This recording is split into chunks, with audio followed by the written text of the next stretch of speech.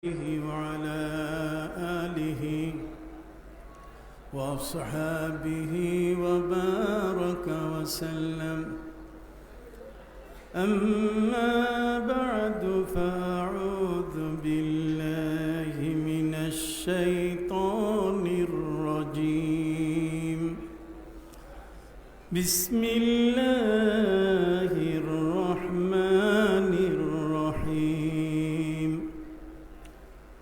واتبع سبيل من أناب إلي ثم إلي مرجعكم فأنبئكم بما كنتم تعملون. وقال تعالى: من خشي الرحمن بالغيب وجاء بقلب منيب.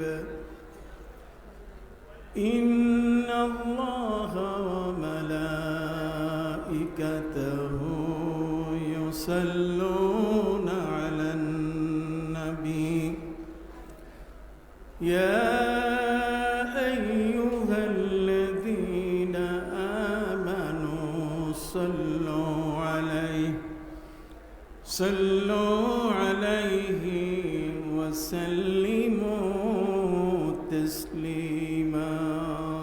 صلى الله على محمد صلى الله وسلم. صلى الله على محمد صلى الله عليه. فمحمدنا هو سيدنا، فمحمدنا هو سيدنا، فالعز لنا لإجابته. صلى الله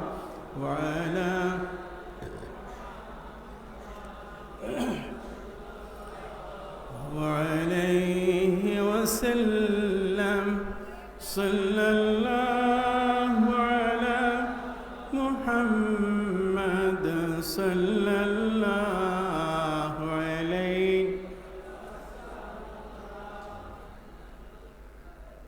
সারা পৃথিবীর সকল মানুষের কাছে গ্রহণযোগ্য দরবার সরসিনা দরবার শরীফের 135তম ইসালে সওয়াব মাহফিলের আজকের শ্রদ্ধাভাজন আমির হিজবুল্লাহ শাইখুনা ও মুর্শিদুনা হজরত পীর সাহেব কিবলা মদজুল আলী, আমার পূর্ববর্তী যিনি আলোচনা করে গেলেন, এই দরবারেরই তিনি আরেক রত্ন, আমাদের বাহারে শরিয়ত সদ্য পীর মরহুম রহমতুল্লাহ আলাইহির সুযোগ্য সাহেবজাদা সিনিয়র নায়েবে আমির মদজুল আলী একটি ঘোষণা, তারপরে আলোচনা।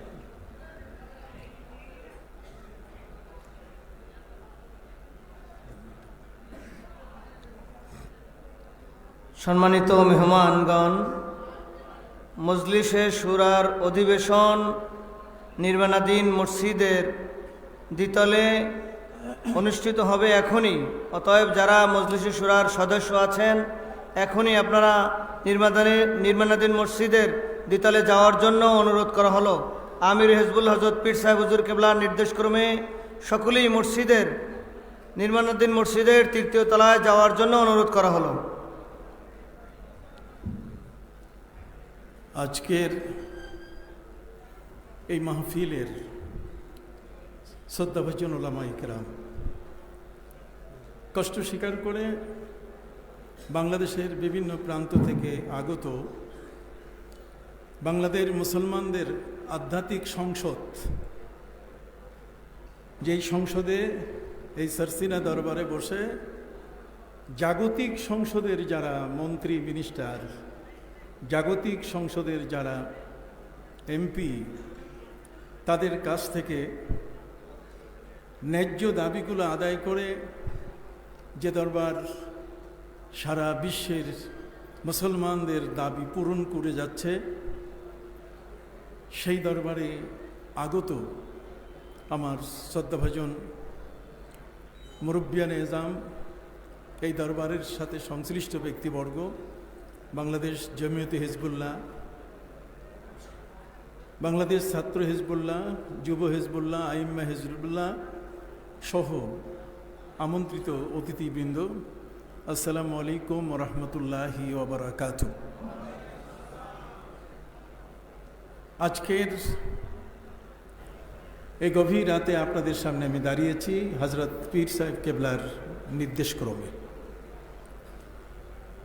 মহাগ্রন্থ আল কোরআনের দুটো জায়গা থেকে আপনাদের কাছে আমি তেলাওয়াত করেছি। তেলাওয়াতকৃত আয়াতের প্রথম যেটি, সেটি ছিল ওয়াত্তাবি সাবিলা মান আনাবা ইলাইয়া সুম্মা ইলাইয়া মারজিউকুম ফাউনাব্বিউকুম বিমা কুনতুম তা'মালুন। আল্লাহ সুবহানাহু ওয়া তাআলা তিনি বলছেন, তুমি ওয়াত্তাবি, অর্থাৎ হে নবী, হে রাসূল সাল্লাল্লাহু আলাইহি ওয়াসাল্লাম, আপনি ইত্তাবি সাবিলা মান আনাবা ইলাই, যারা আল্লাহর পথে নিজেকে অর্পণ করেছে, সেই অর্পণকৃত ব্যক্তির পথ অবলম্বন করুন। তার অর্থ হল পবিত্র কোরআনের আয়াত, এটি হচ্ছে আল ইবরাত বিউমুমিল লাফজ লা বিখুসুসিস সাবাব। পবিত্র কোরআনের কোনো আয়াত কোনো শানে নজুলের গণ্ডির মধ্যে আবদ্ধ নয়। পবিত্র কোরআনের আয়াত সর্বকালের জন্য এবং সাধারণভাবে সকলের প্রতি পবিত্র কোরআনের এই নির্দেশনা, সেই নির্দেশনা অনুযায়ী আল্লাহ পাক রব্বুল আলামিন আমাদেরকে বলছেন যে তোমরা সেই ব্যক্তির পথ অনুসরণ করো যিনি আমি আল্লাহর প্রতি তার নিজেকে রুজু করেছে, আমি আল্লাহর প্রতি অর্পণ করেছে। সম্মানিত সুধী, আল্লাহর প্রতি নিজেকে অর্পণ করা এটা সাধারণ ব্যাপার নয়, এটি অত্যন্ত জটিল এবং একটি কঠিন ব্যাপার। একজন মানুষ আরেকজন মানুষকে অনুসরণ করতে পারে। আমাদের এই পৃথিবীতে আমরা দেখি ভক্তবৃন্দরা অনুসরণীয় ব্যক্তিকে তারা অনুসরণ করে থাকে কোনো একটি গুণের কারণে, কিন্তু এখানে আল্লাহ পাক রব্বুল আলামিনের পথে যারা জীবন উৎসর্গিত করেছে, সেই জীবন উৎসর্গিত মানুষগুলোর পথ ধরার জন্য আল্লাহ নির্দেশ দিচ্ছেন। সেই উৎসর্গিত মানুষগুলো কারা? সমাজের মধ্যে লক্ষ মানুষের সমাবেশ, হাজার হাজার লক্ষ মানুষ, তারা দাবি করছে যে পৃথিবীর মধ্যে তারা সেরা, তারা দাবি করছে যে তারাই শুধুমাত্র পৃথিবীর মধ্যে আল্লাহর একমাত্র পেয়ারা বান্দা। এই হাজার লক্ষ মানুষের মধ্য থেকে সঠিক মানুষটিকে বের করে নেওয়া, এটি একটি জটিল এবং কঠিন ব্যাপার। এই জটিলতা থেকে মুক্তি পাওয়ার জন্য আমাদের প্রয়োজন হচ্ছে পবিত্র কোরআন আমাদেরকে যে নির্দেশনা দিয়েছে, সেই নির্দেশনা অনুযায়ী আমাদের সেই মহান ব্যক্তিকে খুঁজে বের করা। আমি নিঃসন্দেহে বলতে চাই, জাগতিকভাবে নানাভাবে মানুষ সংস্কার করছে, কিন্তু একটা মানুষকে পিওর আল্লাহমুখী করার জন্য যে সংস্কার দরকার, যিনি সংস্কার করেন তাকে মুজাদ্দিদ বলে। আর প্রতি 100 বছর মাথায় আল্লাহ তাআলা একজন মুজাদ্দিদ পাঠান। আমি দীর্ঘদিন ধরে এই মজলিসে, এই জায়গায় আপনাদের সামনে বক্তব্য রেখেছি। আমার খুব মনে হচ্ছে যে আল্লাহ তাআলা বর্তমান হযরত পীর সাহেব কেবলা, তাকে আল্লাহ তাআলা আমাদের জন্য মুজাদ্দিদ হিসাবে তিনি আমাদের জন্য কবুল করেছেন। সবাই হাত উঁচু করে বলেন আলহামদুলিল্লাহ। মুজাদ্দিদ ওই ব্যক্তিকেই বলা হয় যিনি যুগ সংস্কারক। যুগের যে বিষয়গুলো তিনি উত্থাপন করেন, যেটা সাধারণত কোনো মানুষের মাথার মগজে, মাথার চিন্তায় থাকে না, এমন এমন কিছু জরুরি বিষয় যেগুলো সংশোধন করা প্রয়োজন। অনেকে ভয়ে সংশোধন করে না, কথা বুঝতে পারছেন? অনেকে কোনো ত্রুটি দেখার পরও ভয়ে কি করে না, সংশোধন করে না। কিন্তু আল্লাহ পাক রব্বুল আলামিন আমাদেরকে এমন একজন রাহবার দিয়েছেন, যেই রাহবারের জবান তার পূর্ব তিনজন মহান পুরুষ যারা সারা বিশ্বে খ্যাতি অর্জন করেছেন, পৃথিবীর মধ্যে যারা কুতুবুল আলম মুজাদ্দিদে জামান হিসেবে পরিচিতি লাভ করেছেন, তাদেরই রক্ত এবং আধ্যাত্মিক শক্তিতে গড়া আমাদের বর্তমান পীর সাহেব হুজুর কেবলা। কি বলেন, এতে কোনো সন্দেহ আছে? বর্তমান যুগের সাহসী একজন বীর সৈনিক,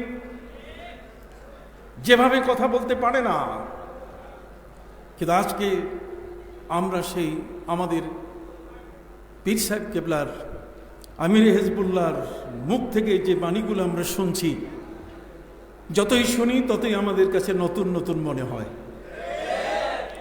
কি বলেন? অনেক ঘটনা আমার জানা আছে, অনেক ঘটনা আমরা জানি, কিন্তু তারপরও তার জবান থেকে ওই ঘটনাগুলো আসতেছে এমন এক রঙ্গে, এমন এক ঢঙ্গে, এমন এক সুন্দর উপস্থাপনার মাধ্যমে, যে যার কারণে আমরা অবাক হয়ে যাচ্ছি যে আল্লাহ তাআলা স্বয়ং তার সিনাটাকে মদিনা মুনাওয়ারার রওজা মোবারকের সাথে সংযুক্ত করে এমনভাবে জারি করে রেখেছেন, বদরের যুদ্ধে যেমন প্যারা নবী রাসূল করিম সাল্লাল্লাহু আলাইহি ওয়াসাল্লামের সঙ্গী সাথীরা ৩১৩ জন সৈনিকরা, তাদের ৮ জনে মিলে একটা লাঠি ছিল, তারা যেমন ভয় পান নাই, সংখ্যায় তারা কম ছিলেন। ওয়ালাকাদ নাসারাকুমুল্লাহু বিবাদরি ওয়া আনতুম আযিল্লা, তোমরা সংখ্যায় কম ছিলে, কিন্তু আল্লাহ পাক রব্বুল আলামিন বলছেন যে আমি তোমাদেরকে সাহায্য করেছি। খোদাই মদদের উপরে ভিত্তি করে আজকের এই সরসিনা দরবার শরীফ থেকে যে কথাগুলো আমরা শুনতে পাচ্ছি, সেই কথাগুলো ঠিক আমার কাছে মনে হয় এরকম এক একটি কুরআন মানিক, এমন মূল্যবান কথা, যে একটি কথার ওজন এত ভারী যে হিমালয় পর্বতেরও ওজন এত বড় না। হাত উঁচু করে বলেন আলহামদুলিল্লাহ। যারা শুয়ে আছেন একটু একটু বসেন না, অল্প সময়। আমি আপনাদের কাছে বলতে চাই, আমার সম্পর্কে আপনারা জানেন, আমার দরবার হলো সরসিনা, আমার প্রিয় দরবার হলো কি? সরসিনা। এই প্রিয় দরবারটির সাথে আমার সম্পর্ক কেমন হওয়া উচিত? আমি বানিয়ে কিছু বলছি না, সত্য কথা বলতে হবে। পৃথিবীর টুপিওয়ালা পাঞ্জাবিওয়ালারা আজকে যে বক্তব্য দেয়, সেই তুলনায় কি চমৎকার গোল টুপি এবং গোল জামার এক চমৎকার মুজাদ্দিদ আমাদের মাঝে আল্লাহ উপহার দিয়েছেন, যার নিঃসৃত বাণী, যার পবিত্র কণ্ঠ আমাদের হৃদয়ের মধ্যে এমন এক ঢেউ সৃষ্টি করে যে আধ্যাত্মিকতার জগতের ভিতরে আমরা মনে হয় সাঁতার কাটছি, আধ্যাত্মিকতার জগতে মনে হয় আমরা সেখানে নিজেকে অবগাহন করছি, নিজেকে বিলিয়ে দিয়ে নিজেকে মনে হয় একটি উৎসর্গিত মানুষ হিসাবে, একজন ভাগ্যবান ব্যক্তি হিসাবে আমাদেরকে মনে হয়। সরসিনা দরবার এটি সারা পৃথিবীর মধ্যে একটি হক্কানি দরবার। যদিও আমি বলেছি যে বাংলাদেশের মুসলমানদের আধ্যাত্মিক সংসদ হলো সরসিনা দরবার, মনে রাখবেন। এটা আধ্যাত্মিক কি সংসদ। এই সংসদের স্পিকার, এই সংসদের অলি সম্রাট, তিনি যে বক্তব্য দেন সেই বক্তের কাছে জাগতিক সংসদের যারা বড় বড় মন্ত্রী, বড় বড় রাষ্ট্রের দায়িত্বে নিয়োজিত আছেন, তারা এখানে এসে বাধ্য হন ওই অলির কথাটি রাখতে এবং সেই অনুযায়ী দেশের আইনকে প্রণয়ন করতে। সহিহ মুসলিমের হাদিস রয়েছে, সহিহ মুসলিম শরীফে বলা হয়েছে, প্যারা নবী রাসূল করিম সাল্লাল্লাহু আলাইহি সাল্লাম বলেছেন, ওয়া ইন্না মিন ইবাদিল্লাহি মান লাউ আকসামা আলাল্লাহি লা আবাররা। আল্লাহর এই জমিনে এমন কিছু বান্দা আছেন, তিনি যখন কিছু বলে ফেলেন তখন তার বলাটা এত শক্তিশালী হয়, তখন ওই বলাটার কাছে মানুষের জ্ঞান, মানুষের বিজ্ঞান, মানুষের চিন্তা চেতনা, মানুষের শক্তি সবকিছু পরাজিত হয়ে যায়। ওই মহান ওলি মুখ থেকে যাই বলেন তাই সে মেনে নেয় এবং এটাকেই সে বাস্তবায়ন করে। ওয়া ইন্না মিন ইবাদিল্লাহি মান, সহিহ মুসলিমের হাদিস। কোথায়? তাহলে তো মনে করবে যে এটা ভুয়া হাদিস। নিজের পীরকে বড় করা নয়, বাস্তবতা। জোরে বলেন, নিজের পীরকে বড় করা নয়, বরং কি বাস্তবতা। আমাদের অবস্থান কেমন হওয়া উচিত? এই সময়কালে এই ধরনের কোনো বক্তব্য আমরা কখনো ইউটিউবে, কখনো ফেসবুকে, কোথাও কারো কণ্ঠে আমরা শুনতে পাই না। ঠিক কিনা? আরো একটু হাত উঁচু করে বলেন ঠিক কিনা। সম্মানিত সৌদি, দোচালা গোলপাতার একটা ঘর থেকে আজকের এই সারসিরা দরবার, কথা বলেন। সুন্দরবনের গোলপাতা, এটা দিয়ে তৈরি দোচালার একটা ঘর, আর সেই ঘরের মধ্যে খানকা করলেন এই এলাকার একজন মহান ব্যক্তি, যার দাদা এবং বাবা ছিলেন সুফি। কি ছিলেন? সুফি। সুফি তাদেরকেই বলে, সুফি মানে পরিষ্কার, সুফি মানে পবিত্র, সুফি মানে কালিমা মুক্ত, সুফি মানে অভিযোগ মুক্ত। সুবহানাল্লাহ বলেন না? সুফি মানে কি? অভিযোগ মুক্ত, যার নামে কোনো অভিযোগ নাই,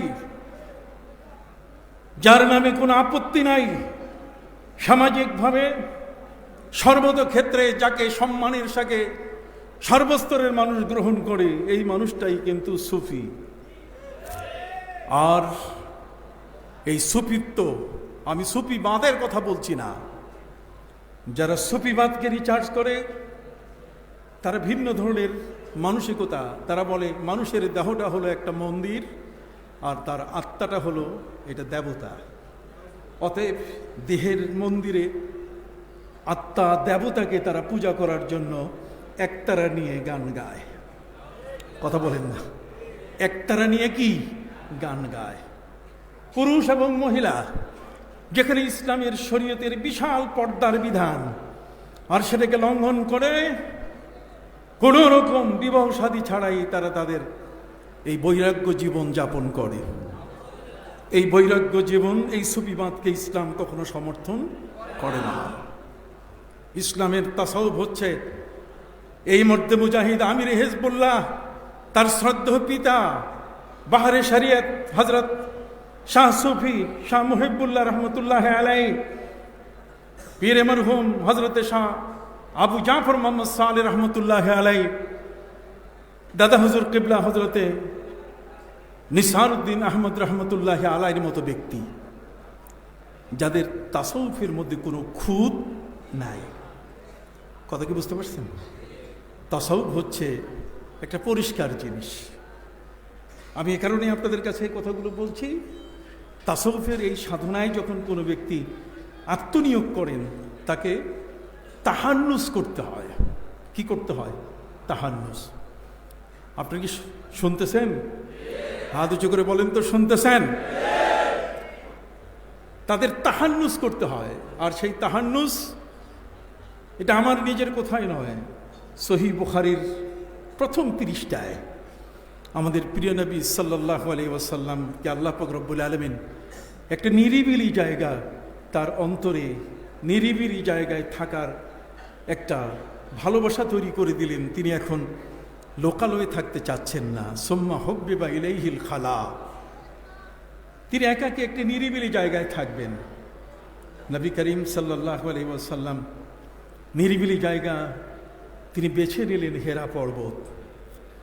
হেরা পর্বতের উচ্চতা হলো 2100 ফিট। সম্মানিত সুধী, পাহাড় এবং পর্বত এই দুটোর শব্দের মধ্যে পার্থক্য আছে।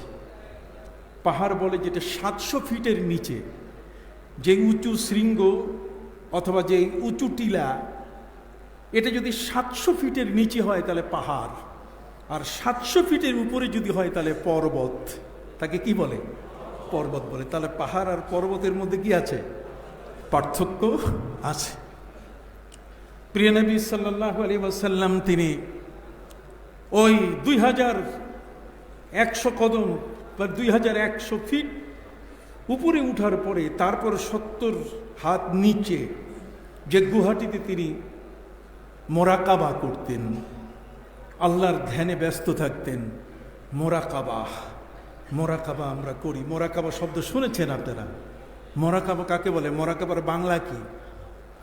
মোরাকাবার বাংলা হচ্ছে পর্যবেক্ষণ করা। কথা বোঝা গেছে? আল্লাযী তাসাআলুনা বিহি ওয়াল আরহাম ইন্নাল্লাহা কানা আলাইকুম রাকিবা। আল্লাহর রাকিব যে নাম, সেই নামটার সাথে মোরাকাবার সম্পর্ক আছে। অতএব যে ব্যক্তি মোরাকাবা করে, সেই মোরাকাবাকারী মানুষটার মধ্যে আল্লাহর ধ্যান থাকতে হবে, না হলে সে মোরাকাবার উপযুক্ত ব্যক্তি হবে না। কথা কি বোঝা গেছে? মোরাকাবা হতে গেলে রাকিব যিনি, কথা বলেন না, যিনি আল্লাহ, কতক্ষণ না, যিনি রাকিব, সেই রাকিব আল্লাহর ধ্যানে তাকে আত্মনিয়োগ করতে হবে। আর আল্লাহর ধ্যানে যিনি আত্মনিয়োগ করেন, তাকে 3টা জিনিস সবসময় বিবেচনায় আনতে হবে। 3টি জিনিস তার বিবেচনায় থাকতে হবে। এই 3টি জিনিসের মধ্যে একটি হলো যে আল্লাহ আলিম, এটা তার বিশ্বাসে আনতে হবে। মোরাকাবার মধ্যে তার 3টে জিনিসকে আয়ত্ত করতে হবে। মোরাকাবার মধ্যে বিশেষ পর্যবেক্ষণ, তার মানে পর্যবেক্ষণ শব্দের অর্থ হচ্ছে দেখা। পর্যবেক্ষণ শব্দের অর্থ হচ্ছে ধ্যানে কোনো কিছুর অন্বেষণে মত্ত হয়ে যাওয়া। যেহেতু মোরাকাবা শব্দটি রাকিব, এর যে মাদ্দা, এর যে বর্ণমালার সংখ্যা, তার সাথে এটার মহান সম্পর্ক, মহা সম্পর্ক। অতএব আল্লাহর ধ্যানে, আল্লাহর সন্ধানে যে মানুষটি নিরিবিলি তাকে খুঁজতে থাকে, কথা বুঝতে পারছেন, তার এই কর্মটাকে বলে মোরাকাবা। আপনি কথা বুঝতে পারছেন? যিনি এই মোরাকাবা করেন, মোরাকাবা করতে গেলে তাকে 3টে জিনিস তার চিন্তাধারার মধ্যে, 3টি জিনিসকে জয় করতে হবে। 3টি জিনিসকে জয় না করলে কখনো মোরাকাবা হবে না। এই 3টি জিনিসের মধ্যে একটি হলো যে আল্লাহ যে আলিম, আল্লাহ যে জানেন, আল্লাহর যে জানার ক্ষমতা আছে, এই জিনিসটাকে রপ্ত করতে হবে। আমি উদাহরণ দিয়ে আপনাদের কাছে বলবো, একেবারে সহজ হয়ে যাবে পানির মতো। কথা বুঝতে পারছেন? তার ধ্যানের মধ্যে থাকতে হবে যে আল্লাহ কি আলিম, তার ধ্যানের মধ্যে থাকতে হবে আল্লাহ সামির, তার ধ্যানের মধ্যে থাকতে হবে যে আল্লাহ বাসির। কথা বলেন না? তাহলে আলিম, সামি এবং কি বাসির। আপনি কি সবাই শুনতেছেন? আরেকবার হাত উঠান দেখি, শুনতেছেন তো? এই কথাগুলো নিয়ে যাবেন। আলিম, আপনার ধ্যানের মধ্যে থাকতে হবে যে আল্লাহ আমার কাজটাকে তিনি জানেন। আমাদের প্রিয় নবী সাল্লাল্লাহু আলাইহি সাল্লাম তিনি হেরা পর্বতে 2100 ফিট উঁচু থেকে নিচে 70 কদম নিচে যেখানে তিনি বসে বিশেষ মোরাকাবায় ব্যস্ত ছিলেন। আজকের আমাদের পীর সাহেব হুজুর কেবলা বারবার সেই হেরার মোরাকাবার কথা বলছিলেন। এই জায়গাটি তিনি বেছে নিয়েছেন কেন? এই জায়গাটি বেছে নিয়েছেন এই কারণে, যখন 6 বছর বয়সে নবী করিম সাল্লাল্লাহু আলাইহি ওয়াসাল্লামের আম্মাজান সৈয়দা আমেনা যখন ইন্তেকাল করেন, তখন নবী করিম সাল্লাল্লাহু আলাইহি ওয়াসাল্লাম দাদার লালনে তিনি এসেছিলেন। দাদার অধীনে তিনি এসেছিলেন। দাদা তার দায়িত্বে এই নাতিকে নিয়ে তিনি তার লালন পালনের দায়িত্ব পালন করতেন। দাদা ছিলেন হযরতে নবী ইব্রাহিম আলাইহিস সালামের শরীয়তের উপরে আমলকারী ব্যক্তি। নবী করিম সাল্লাল্লাহু আলাইহি ওয়াসাল্লামের দাদা তিনি ছিলেন হযরতে ইব্রাহিম আলাইহিস সালামের শরীয়তের উপরে আমলকারী, সেই ওজিফার উপরে আমলকারী ব্যক্তি ছিলেন।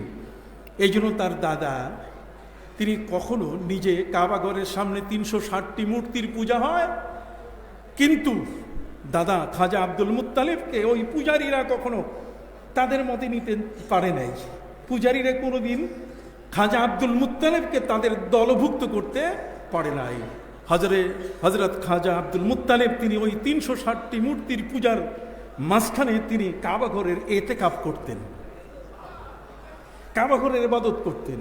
360টি মূর্তির পূজা, তার মানে একদিনে যে মূর্তির পূজা, পরদিন সেই মূর্তির পূজা হতো না। 360 দিন মূর্তি পূজা হলে তারা মনে করতো যে একটা বছর তারা পার করেছে, এই জন্য তারা বছরের হিসাব করতো 360 দিন। তাদের বছরের হিসাব হতো কত? 360। তার মানে 360টি মূর্তি। এই 360টি মূর্তির পূজা, আজকের যে মূর্তিটার পূজা হতো কালকে আরেকটার, পরদিন আরেকটার, বাই সিরিয়াল 360টি মূর্তির পূজা শেষ হলে তারা মনে করতে একটা বছর তারা পার করেছে। তার মানে পূজা দিয়ে তাদের দিন শুরু, দিনের গণনা শুরু, বছরের গণনা শুরু, আবার পূজা দিয়ে কি শেষ। কথা বুঝেন নাই? এই 360 সংখ্যাটাকে নিয়ে পৃথিবীতে 365 দিনে বছর হয়, 360 দিনে বছর হয়। আর আমরা যারা মুসলমান, আমরা শশী শ্রাবণ বর্ষ পালন করি। শশী শ্রাবণ বর্ষর অর্থ হচ্ছে যে আমরা চান্দ্রবর্ষ অর্থাৎ চাঁদের হিসাবে, ওয়ায়াসআলুনাকা আনিল আহিল্লা কুল হিয়া মাওয়াকিতু লিন-নাসি ওয়াল হজ, আমাদের জন্য চাঁদকে আল্লাহ তাআলা একটি চিরস্থায়ী ক্যালেন্ডার বানিয়ে দিয়েছেন। অতএব চাঁদের হিসাব অনুযায়ী আমাদের বছর হবে 354 দিনে। কত? 354 দিনে। আমাদের শতকরা 98টি ইবাদত চাঁদের সাথে জড়িত। হজ বলেন, রমাদানের রোজা বলেন, কথা বলেন, ঠিক এমনি করে আরো অন্যান্য লাইলাতুল কদর, কতক্ষণ শবে কদর, শবে বরাত, এই সব কিছু ইবাদত এগুলো চাঁদের সাথে জড়িত। সূর্যের সাথে আমাদের শুধু নামাজের ওয়াক্তের কিছু অংশ জড়িত। কথা কি বুঝতে পারছেন? অতএব সম্মানিত সুধী, 354 দিনে আমাদের বছর হয়। প্রিয় নবী সাল্লাল্লাহু আলাইহি ওয়াসাল্লাম আল্লাহর কাছে বলেছিলেন যে আল্লাহ, বছরের হিসাবটা হবে কিভাবে? আল্লাহ তাআলা বলেন যে বছরের হিসাবটা হে নবী আপনাকে বলে দিচ্ছি, ইন্না ইদ্দাতাশ শুহুরি ইনদাল্লাহি 12 শাহরান ফি কিতাবিল্লাহ ইয়াওমা খালাকাস সামাওয়াতি ওয়াল আরদ মিনহা আরবাআতুন হুরুম। আল্লাহ পাক রব্বুল আলামিন বললেন, হে নবী আমি আপনার জন্য 12 মাসে বছর দিলাম। সুবহানাল্লাহ বলেন। পৃথিবীর মধ্যে এটি আইনে পরিণত হয়ে গেল। কোনো দেশে এখন 11 মাসে বছর হয় না, কোনো দেশে এখন 13 মাসে বছর হয় না, বছর হয় কত? 12 মাসে বছর হয়। যদিও নাসির কথা বলা আছে, সেটা বাতিল হয়ে গেছে। সম্মানিত সুধী, 12 মাসে বছরের ঘটনা যেদিন আল্লাহ পৃথিবী সৃষ্টি করেছেন সেদিনেই তিনি ঠিক করে দিয়েছেন। কথা কি বোঝা গেছে? তাহলে আমরা দেখতে পাচ্ছি 12 মাস, মাসের হিসাব হবে কিভাবে? এটা 40 দিনে মাস হবে না, 50 দিনে মাস হবে, সেটা আল্লাহ তাআলা বলে দিলেন যে চাঁদ যেটা, ওয়ায়াসআলুনাকা আনিল আহিল্লা কুল হিয়া মাওয়াকিতু লিন-নাস, এর দ্বারা আল্লাহ তাআলা বলে দিলেন যে চাঁদের অমাবস্যা এবং চাঁদের পূর্ণিমা দুটোকে মিলিয়ে দেখা যাবে যে সেখানে 29 অথবা 30 দিনে কি হবে? মাস হবে। নবী করিম সাল্লাল্লাহু আলাইহি ওয়াসাল্লাম আল্লাহর কাছে বলেছিলেন যে আল্লাহ মাসটাকে ছোট করে দেন। আল্লাহ বলছেন ঠিক আছে দিয়ে দিলাম, ছোট করে এটাকে সপ্তাহ বানাই দেই। আর সপ্তাহ বানাতে গেলে কিভাবে শুরু হবে তাও কোরআন বলে দিয়েছে। ইয়া আইয়ুহাল্লাযীনা আমানু ইযা নুদিয়া লিস-সালাতি মিন ইয়াউমিল জুমআতি ফাসআউ ইলা যিকরিল্লাহি ওয়া যারুল বাই। কথা খেয়াল করছেন? এখানে জুমা, এই জুমাটাকে আবার হিসাব করতে গিয়ে পবিত্র কোরআন মজিদ সহ কোরআনে ইয়ামুস সাবতের কথা বলা আছে।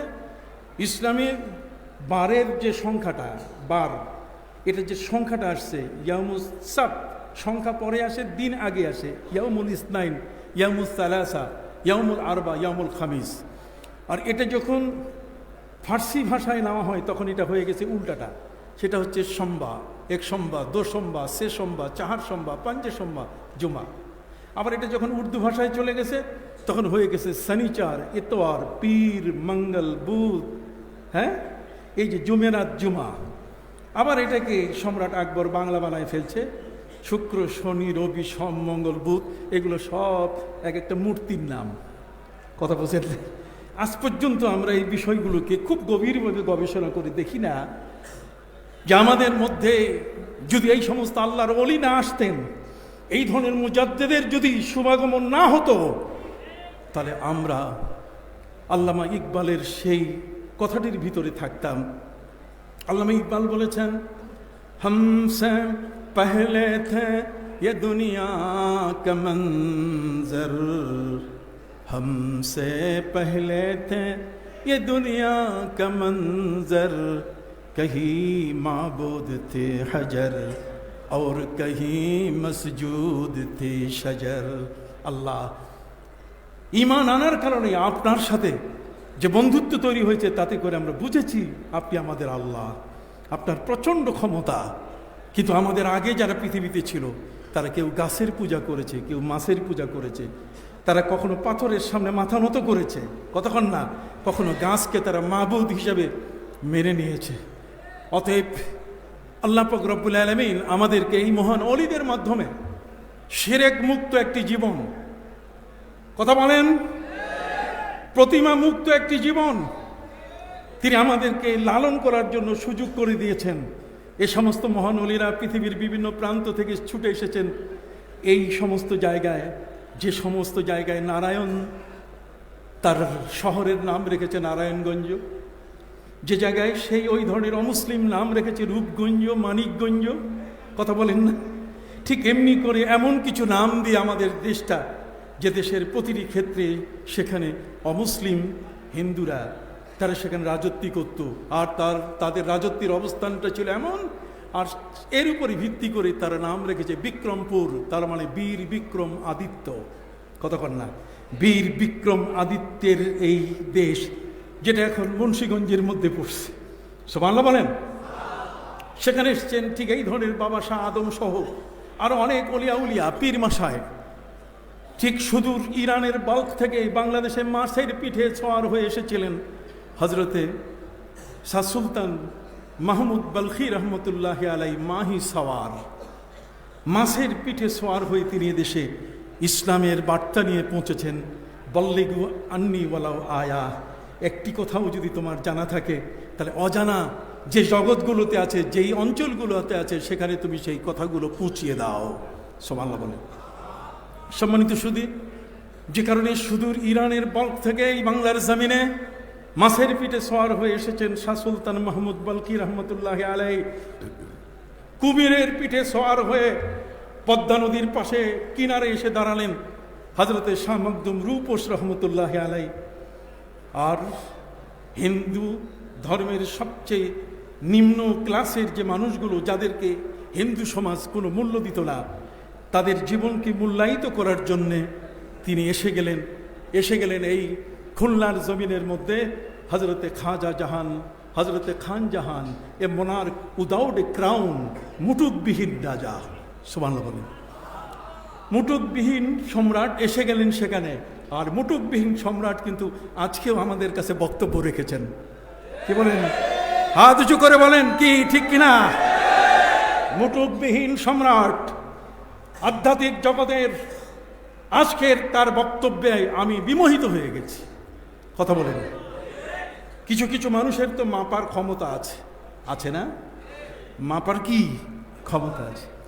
সত্যিকার অর্থে এ মোনার্ক উইদাউট এ ক্রাউন, তার মানে মুকুটবিহীন রাজা, যেমন একের পর এক শুধু জয় করতে করতে 360টি মসজিদ বানাই দিলেন। ঠিক অনুরূপভাবে সেই 60 গম্বুজ, কথা বলেন না, তার মানে 7 গম্বুজ, গম্বুজটা 7টাই গম্বুজ, এই জন্য 7 গম্বুজ। এই 7 গম্বুজটা হয়ে গেছে 60 গম্বুজ। কথা বলছেন না? তার মানে 60টি গম্বুসিটা হয়ে গেছে। এই বাংলাদেশের মাটিতে হযরত শাহজালাল ইয়েমেনি রহমতুল্লাহ আলাই 360 জন শাগরেদ নিয়ে এখানে এসেছেন।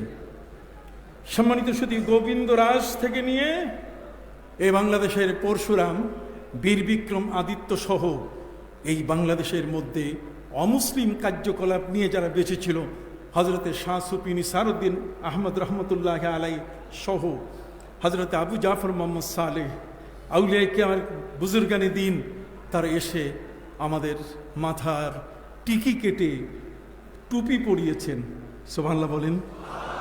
এবং আজকেই শুনেছেন যে কিভাবে একের পর এক পরিবর্তন।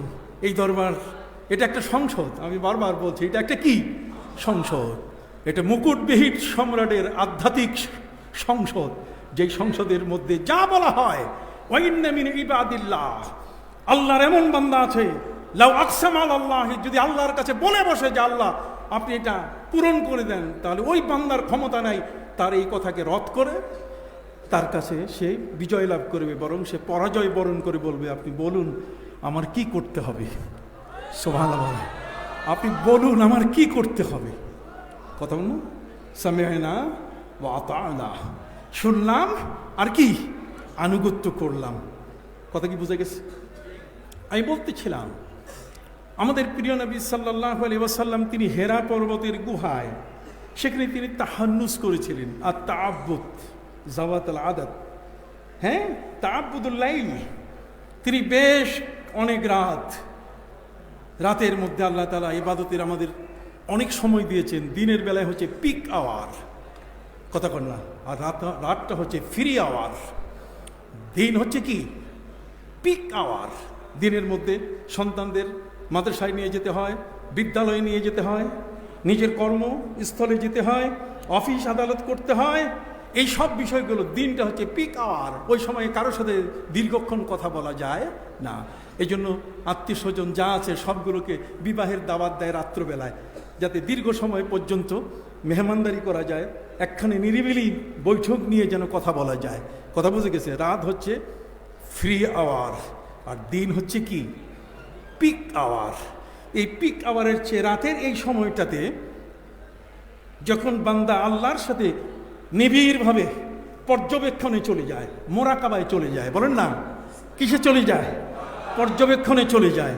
এই জন্যই আল্লাহ পাক রব্বুল আলামিন দিনের নামে কোনো সূরা নাযিল করেন নাই।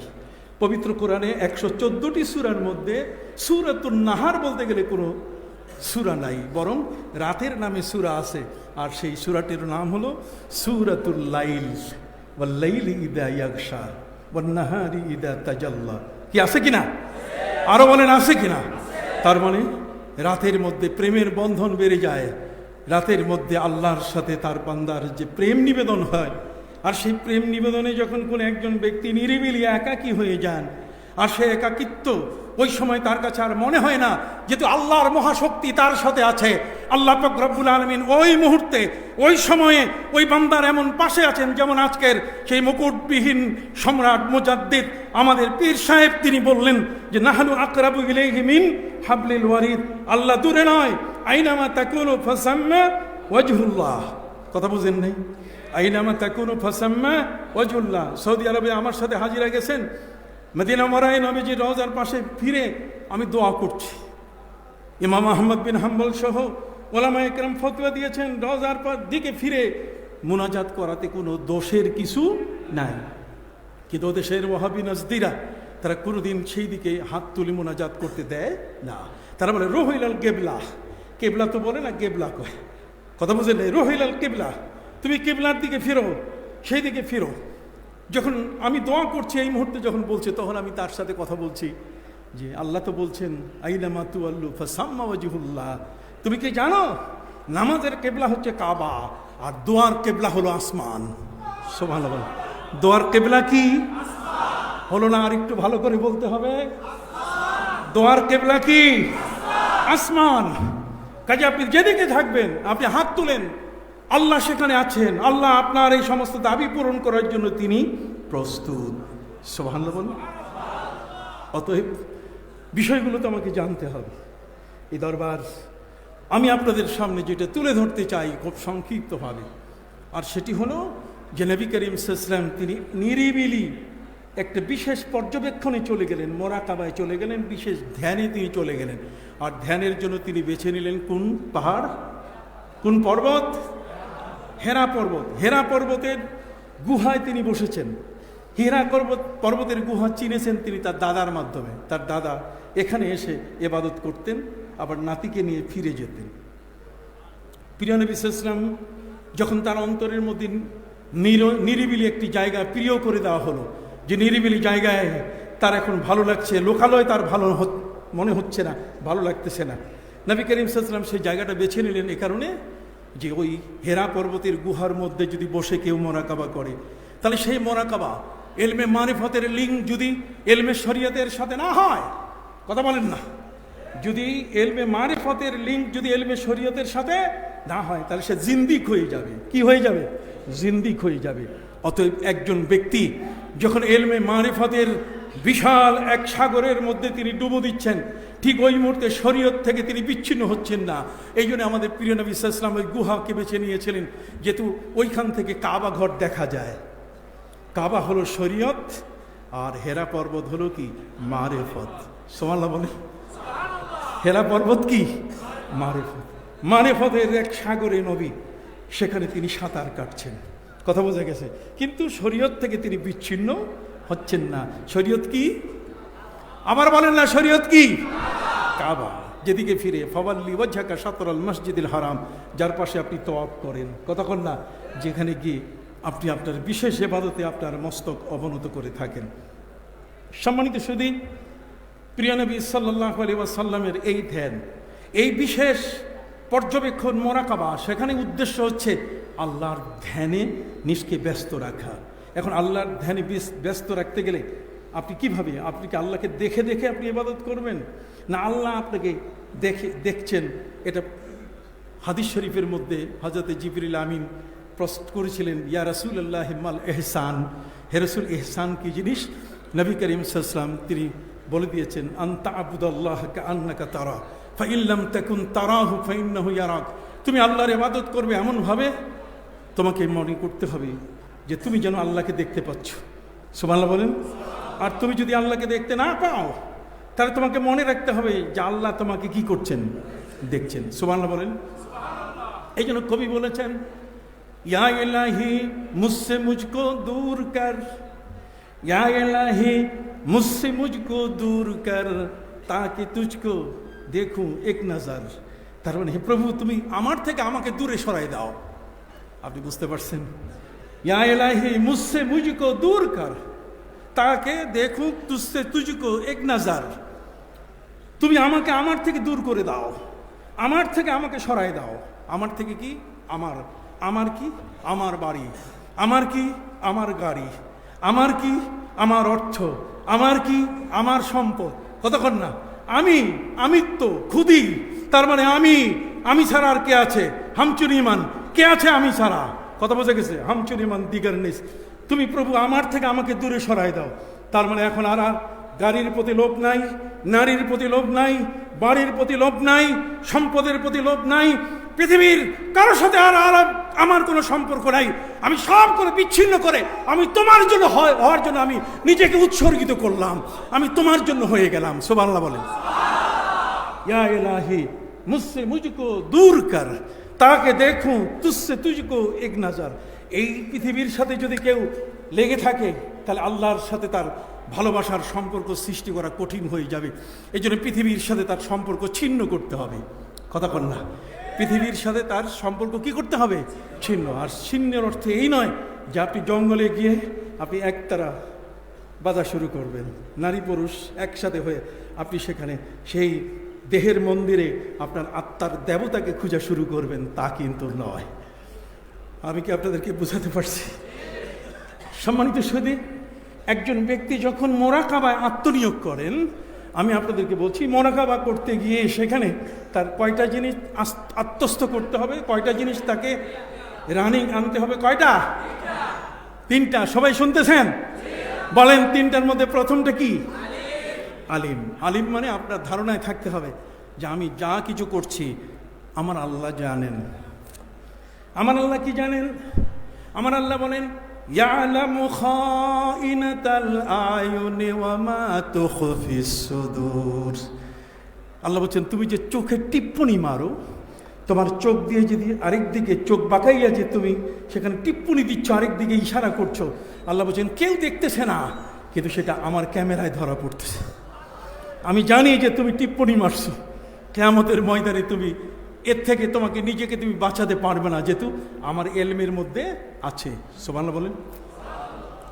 ইয়ালামু খাইনাতাল আয়ুন, তোমার চক্ষু যেটা খেয়ানত করেছে তার অর্থ হলো আরেকজনকে বিপদে ফেলাবার জন্য অথবা অসত্য একটা বিষয়কে প্রতিষ্ঠিত করার জন্য তুমি চোখের টিপ্পনি মারছো। কথা কন না, এই চোখের টিপ্পনিটা এটা সহজে যে লোকটার সাথে তার এই ঘটনা হচ্ছে তার কিন্তু ধরা পড়ে না তার কাছে, কিন্তু আমার আল্লাহ বলছেন এটা কার কাছে ধরা পড়ছে? এটা আমার কাছে। ইয়ালামু খাইনাতাল আয়ুন ওয়া মা তুখফিস সুদূর। তুখফিস সুদূর হচ্ছে তোমার অন্তরের ভিতরে যেটা লুকিয়ে রাখছো, আল্লাহ বলছেন সেটাও আমি জানি। সুবহানাল্লাহ বলেন। সেটাও আমি কি হলো না? আপনারা একসাথে বলতেছেন না?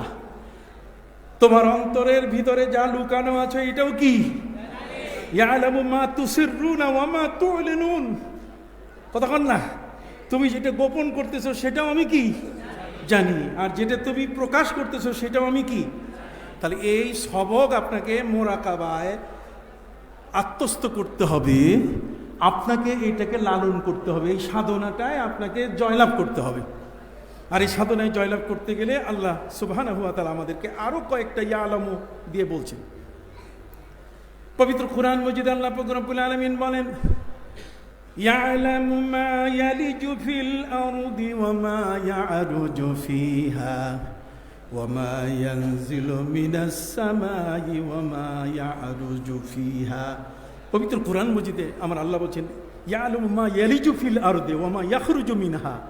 কোরআনের আয়াতটা এরকম, ইয়ালামু মা ইয়ালিজু ফিল আরদ, আকাশ থেকে বৃষ্টির পানি যখন পড়ে এই ফোঁটা বৃষ্টিগুলো কি আপনারা কখনো গুনেছেন? কথা বলে না? আকাশের যে বৃষ্টির ফোঁটা, এই বৃষ্টির ফোঁটা এটা কি আপনি কখনো গুনেছেন? বৃষ্টি পড়ে অবিরত টাপুর টুপুর টুপ, এমন দিনে একলা ঘরে থাকতেই হয় চুপ। কথা কন না? বৃষ্টি পড়ছে, আমি কি চুপ করে আছি? শুধু চুপ করে থাকা নয়, বরং কত ফোঁটা, কত মিলিমিটার বৃষ্টি, কত ফোঁটা পড়লো, এই ফোঁটাগুলোর হিসাব করার ক্ষমতা কি আমার আছে? আল্লাহ বলছেন বান্দা, তোমার জমিনে, তোমার মাটির উপরে আমার আকাশের মেঘ থেকে যে পানি বর্ষিত হলো, যেই পানিটা পড়লো, সেই পানিটা তোমার মাটি কতটুকু তোমার জমিনে যেই ফসল খাইয়া তুমি বেঁচে আছো, সেই ফসলের মধ্যে পানি আমি আকাশ থেকে দিয়েছি কয়শো ফোঁটা। তুমি কি এটা লিস্টি করছো? লিস্টি করছো তুমি? কতক্ষণ না? এটা কি লিস্ট করছেন? কখনো কি হিসাব নিকাশ করছেন? আল্লাহ বলছেন ইয়ালামু মা ইয়ালিজু ফিল আরদ, মাটির ভিতরে কত মিলিমিটার বৃষ্টি মাটি চুষে নিল, আমার কাছে হিসাব আছে। কিয়ামতে আমি তোমাকে জিজ্ঞাসা করব, তুমি এই জমিনের ফসল খেয়েছো, তুমি কেন আমার সেজদা করো নাই? কথা বলেন না? এই ফসল তুমি খেয়েছো, এই ফসল তোমার ঘরে তুমি তুলেছো, অথচ সেই ফসলের যে শুকরিয়া তোমার আদায় করা দরকার, এই নিয়ামতটা ভক্ষণ করার পরে তুমি সেই শুকরিয়া আদায় করো নাই। কথা বলেন না? ইয়ালামু মা ইয়ালিজু ফিল আরদি ওয়া মা ইয়াখরুজু মিনহা। তোমার প্রতিদিন এই পানি পান করার জন্য মাটির নিচ থেকে কত গ্যালন পানি তুমি উঠাইছো? কতক্ষণ? আমাদের নলকূপ থেকে, কথা বলেন, আমাদের ডিপ টিউবওয়েল থেকে, গভীর নলকূপ থেকে, ঠিক এমনি করে আমাদের পানির মাটির নিচ থেকে যে আমরা পানিগুলো বের করে আমরা খাচ্ছি, পান করছি, কতক্ষণ না? কত গ্যালন পানি বের হয়েছে, আমাদের কাছে কি হিসাব আছে? হলো না ভাই? একটু জোরে বলেন না। আমারও তো চোখে ঘুম আছে, তা আপনারা যদি একটু নড়াচড়া না দেন তা আমি কি বলবো আপনাদেরকে? কি রাজি আছেন শোনার জন্য? শোনার জন্য রাজি আছেন? খবরদার, এই দরবার হচ্ছে বড় আদবের দরবার। কথা বুঝে গেছে? এই দরবার হচ্ছে এমন একটা দরবার যেখানে আপনি শেখার জন্য এসছেন, এখানে শিখাবার জন্য আসবেন না। কথা বলেন? এখানে কাউকে শিখাইতে আসবেন না। এই দরবারের পীরকে আপনি সবক দিতে আসবেন না, বরং পীরের কাছে সবক নিতে আসবেন। কি ঠিক কিনা? আপনি এখানে সবক দিতে আসলে আপনি বিপদে পড়ে যাবেন, কারণ বাইরের থেকে যে সবকগুলো একটাও ঠিক নাই। কতক্ষণ না, বাইরের সবকগুলো কি নাই, ঠিক নেই, সবখানেই নাচে। তাহলে ওই সবক দিয়ে আপনি করবেন কি? কতক্ষণ না, কুল আউযু বিরাব্বিন নাস, সব জায়গায় নাচে, তাহলে ওই সবক দিয়ে আপনি করবেন কি? কথা বুঝতে পারছেন? সম্মানিত সুধী বন্ধুরা আমার, এই জন্য সিনা দরবার শরীফে আসার জন্য আমার পীর মুজাদ্দিদে জামান আজকের যিনি বসে মুকুটবিহীন সম্রাট যে বক্তব্য দিয়েছেন, তার বক্তব্যের একটা গুরুত্বপূর্ণ বিষয় যে একটি ওসিয়তনামা আমার সন্তানের কাছে লিখে যেতে হবে, একটা নসিহত করে যেতে হবে, এই দরবার যেন তারা কখনো ত্যাগ না করে। কি ভাই রাজি আছেন? হাত উঁচু করে বলেন রাজি আছেন? এই দরবার যেন কখনো তারা ত্যাগ না করে। দুনিয়ায় যে কয়দিন আমি আছি, আপনি আছেন, আমাদের অবস্থানের মেয়াদ শেষ হয়ে যাবে, এরপরে আমাদের প্রজন্ম আসবে, তারা যেন এখানে আসে। এই জন্য আমি প্রতিটি মাহফিলে আবেদন করে থাকি, আপনি একা আসবেন না, আপনি আপনার প্রতিবেশী তাকে সাথে করে যেমন বাসে নিয়ে আসতেছেন, আপনার ছেলে বড় মেজো যে আছে তাকেও সাথে নিয়ে আসেন। কি বলেন ঠিক না? আসুক না, এখানে বসুক, এখানে একটু ওই যে গায়ে গড়িমড়ি দিয়ে এর ধুলাগুলো একটু গায়ে লাগুক। এখানে অসংখ্য অগণিত আল্লাহর ওলির চোখের পানি এই জমিনে ভেজা আছে, এটার হিসাব আমাদের কাছে নাই, কিন্তু এটার এমন স্পর্শ যে এখানে যখন কোনো ব্যক্তি অন্তত পক্ষে এই ধুলার সাথে তার দেহটা মিশে যায়, রাতের বেলা যখন শুয়ে পড়ে, তখন নিচ থেকে তার ওই ভয়েস জারি হয়ে যায়, তার দেহের মধ্যে সেই আল্লাহর ওলিদের চোখের পানির একটা বিশাল পাওয়ার তার দেহের ভিতরে আকর্ষণ করা শুরু করে। সুবহানাল্লাহ। কথা বুঝতে পারছি?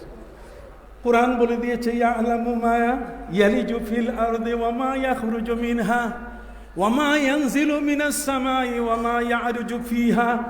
আকাশ থেকে যেমন সেখানে কত ফোঁটা বৃষ্টি, এটা যেমন হিসাব আমাদের কাছে নাই, ঠিক কত পানি এই নদীগুলো থেকে, পুকুরগুলো থেকে, হ্রদগুলো থেকে বাষ্প হয়ে আকাশে চলে গেল, তার হিসাব কি আমাদের কাছে আছে?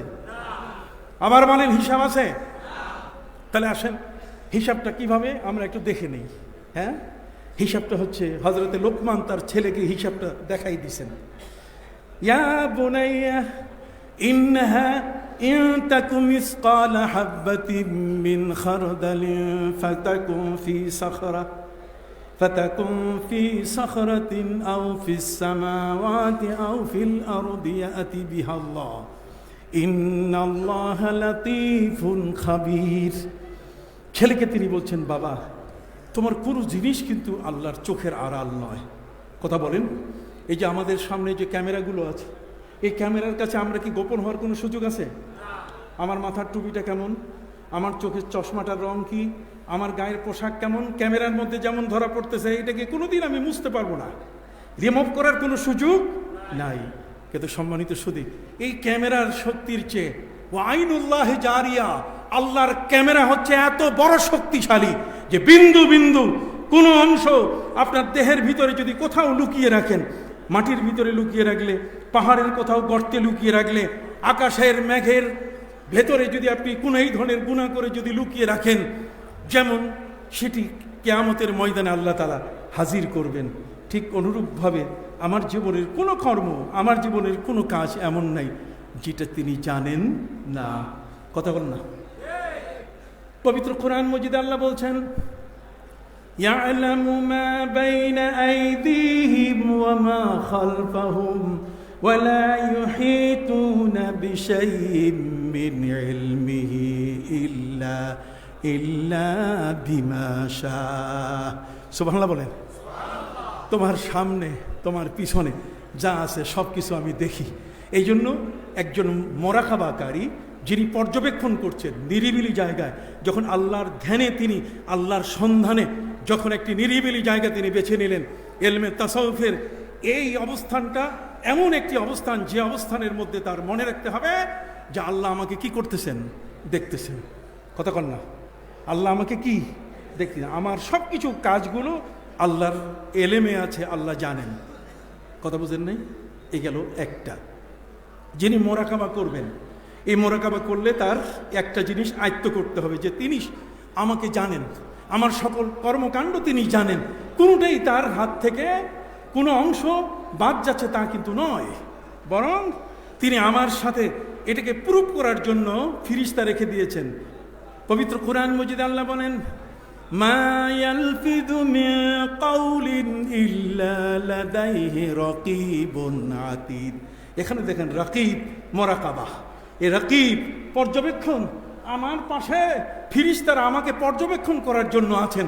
তার মানে ফিরিস্তারা আমাকে দেখতেছে, আমি মুখে কি বলতেছি সেটার অডিও নিচ্ছে, আর আমার যা কিছু আমি মুখে বলছি, আমার অঙ্গভঙ্গি কর্মকাণ্ড সবগুলোর ভিডিও নিয়ে নিচ্ছে। কথা বল না সুবহানাল্লাহ। তাহলে কোনো অবস্থাতেই আল্লাহর থেকে আমি বিচ্ছিন্ন হওয়ার কোনো সুযোগ নাই। সব দেখেন কে? সব জানেন কে? আল্লাহ। সম্মানিত সুধী, এরপরে আপনাকে আপনার ভিতরে আনতে হবে নিজের মানসিকতাটাকে পবিত্র করার জন্য। একজন সাধক যখন সাধনা করেন, একজন মুতাসাউফিফ, একজন মুত্তাকি যখন তাকওয়ার স্তরে উঠতে চান, তখন তাকওয়ার স্তরে উঠতে গিয়ে তখন তার সাধনায় আনতে হয় যে আমি যা কিছু বলতেছি উনি কিন্তু শুনতেছেন, উনি সামি, উনি কি সামি, উনি সর্বশ্রোতা। তাহলে আল্লাহ সব কিছু শুনতেছেন। তাহলে আমি কথা বলতে গেলে আমার হিসাব করে কথা বলা দরকার কি না? পাগলের মতো ছাগলের মতো কথা বললে হবে? জোরে বলেন না, হবে নাকি? মঞ্চ পাইলে আমি যা ইচ্ছা তাই বলে দিব, কথা বলেন। এই ধরনের পাগলদের সংখ্যা তো কম না। কথা বুঝে গেছে?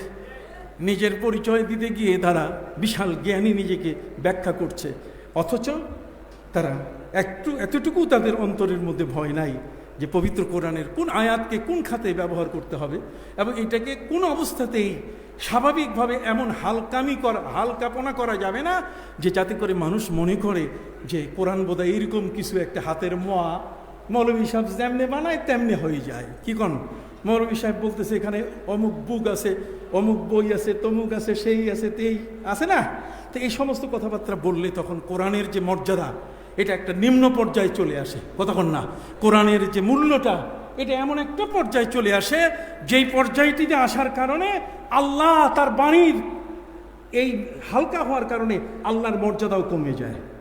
কতক্ষণ না নদীর পুকুরের পানিতে যখন আপনি নামবেন, উজু শুরু করবেন, তখন যে ঢেউটা হয়, একখানে আঘাত লাগলে সেটা আঘাত খাইতে খাইতে ঢেউয়ের মধ্যে আঘাত খাইতে খাইতে চলে যায় শেষ পর্যন্ত, ঠিক কি না? তো কাজে যখন আল্লাহর কোনো বাণী আপনার কাছে আপনার কথা দিয়ে যখন খুব হালকা হয়ে যাবে, তুচ্ছ হয়ে যাবে, নবীর মর্যাদা যদি আপনার কথা দিয়ে তুচ্ছ হয়ে যায়, নবীর স্ত্রীদের আহলে বাইত, যে আহলে বাইতের সম্পর্কে আল্লাহ তাআলা পবিত্র কোরআনে কত বড় মর্যাদার কথা বলে দিয়েছেন, কি বলেন ঠিক কিনা? সম্মানিত সুধী, অতএব সেই আহলে বাইতের মর্যাদা ক্ষুণ্ণ হচ্ছে আপনার কথা দিয়ে। তার মানে পবিত্র কোরআন যাদের প্রশংসা করেছে আর আপনি তাদেরকে তুচ্ছ করলেন, তার অর্থ হলো এই যে এটা আলটিমেটাম আল্লাহর কাছে চলে গেল সেই তুচ্ছটা, কি বলেন ঠিক কিনা? এ কারণে আপনি নিন্দিত হলেন, আপনি মানুষের কাছে সমালোচনার শিকার হলেন। এই জন্য আপনাকে যখন কথা বলতে হবে তখন খুব মেপে কথা বলতে হবে, ঠিক কি না? যে আমি মুখ থেকে যেটা বের করছি, মা ইয়ালফিযু মিন কাউলিন, যে কথাটাই আমি বের করছি, ইয ইয়াতালাক্কাল মুতালাক্কিয়ানি আনিল ইয়ামিনি ওয়া আনিল শিমালি কাঈদ, আমার ডান বামে বসে আছেন ফিরিস্তা, তাদের দায়িত্ব হলো এরা পর্যবেক্ষক। কতক্ষণ না এরা কি পর্যবেক্ষক। মা ইয়ালফিযু মিন কাউলিন ইল্লা লাদাইহি রাকীবুন আতীদ। অতএব সেই পর্যবেক্ষক ফিরিস্তারা, তারা তো আর আপনার সাথে খাতির জমাবে না। এখানে কিছু পয়সাপাতি দিয়ে রদবদল করার কোনো সুযোগ আছে? জোরে বলেন, কোনো সুযোগ আছে?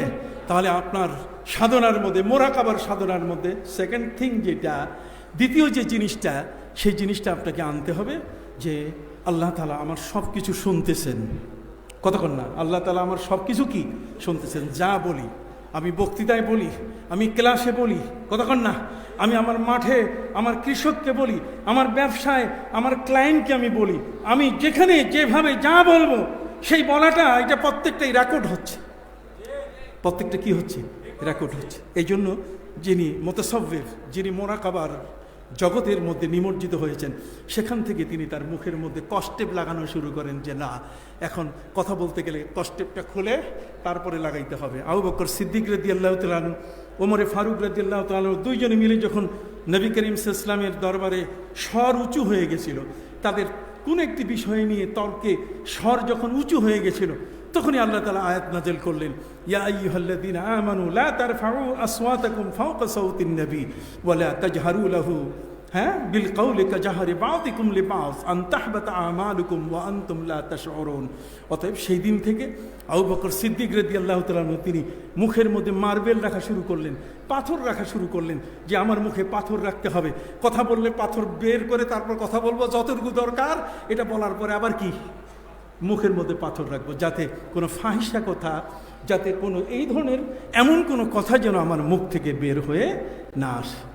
আপনি কি বুঝতে পারছেন কি ভাই, কথা বুঝতেছেন? আপনি যে দরবারে আসছেন সেই দরবারের সবক কিন্তু এগুলা।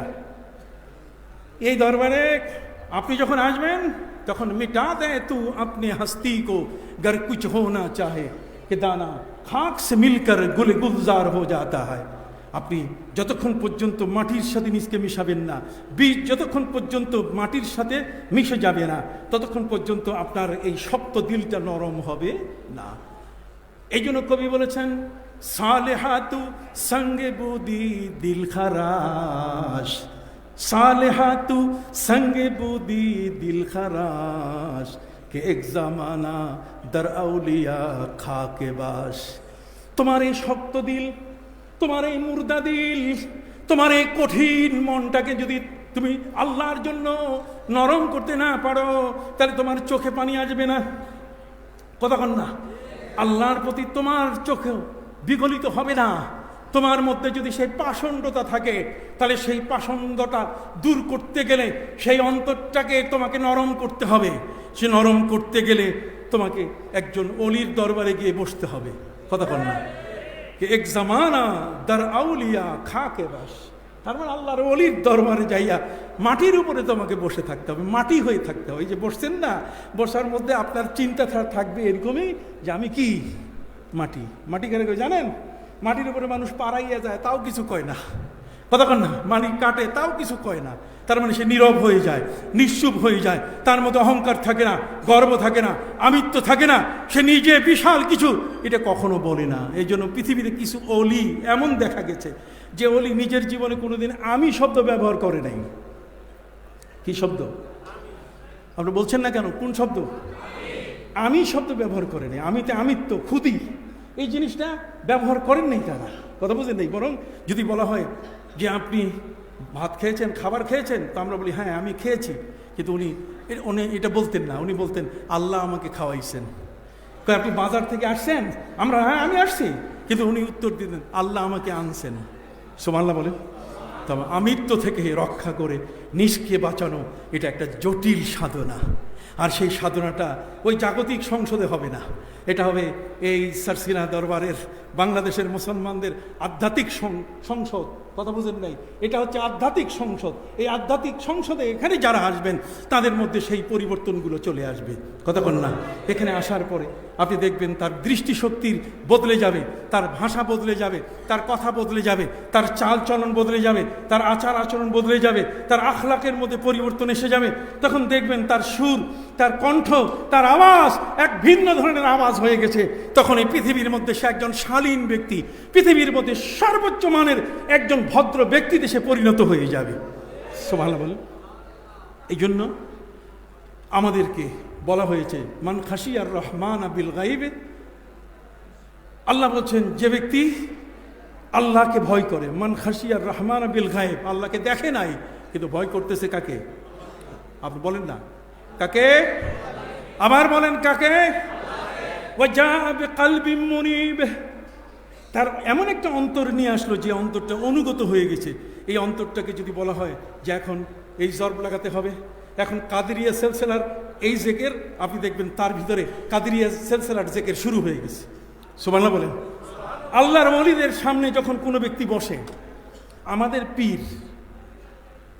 পীর বর্তমান যিনি, তার বাবা আমাদের পীর, কতক্ষণ না, তার দাদা আমাদের পীর। আমার পীর কিন্তু একসাথে তিনজন।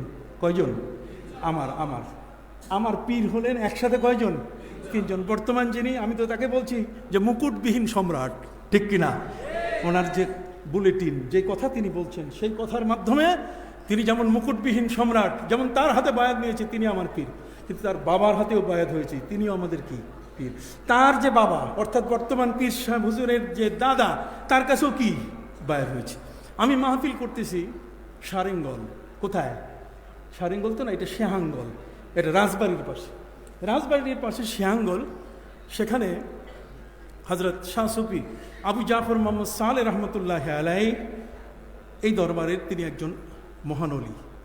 কথা বুঝতে পারছেন? মহান অলি তিনি। দুইটা ঘটনা আপনাদের সামনে বলি, আল্লাহর ওলিদের চোখের দৃষ্টি কেমন। আমি যখন সদ্য বিবাহ হলো মাত্র, আমি আমার শ্যালক সফিউল্লাহ, ও এখন বড় হয়ে গেছে, নেসারিয়া মাদ্রাসার এখন সে প্রভাষক, বড় হয়ে গেছে। তো ও ছোট, বিয়ের পরে আমার দেশে নিয়ে গেছিলাম নীলফামারী, রংপুর, ওই উত্তরবঙ্গের একটা কোনায়। তো ফেরার সময় যখন হুলারহাটে মুনির লঞ্চ বিকাল 4টের সময় ছাড়ে, আমরা ওই হিসাব করে সেখানে এসে মুনির লঞ্চ ধরি।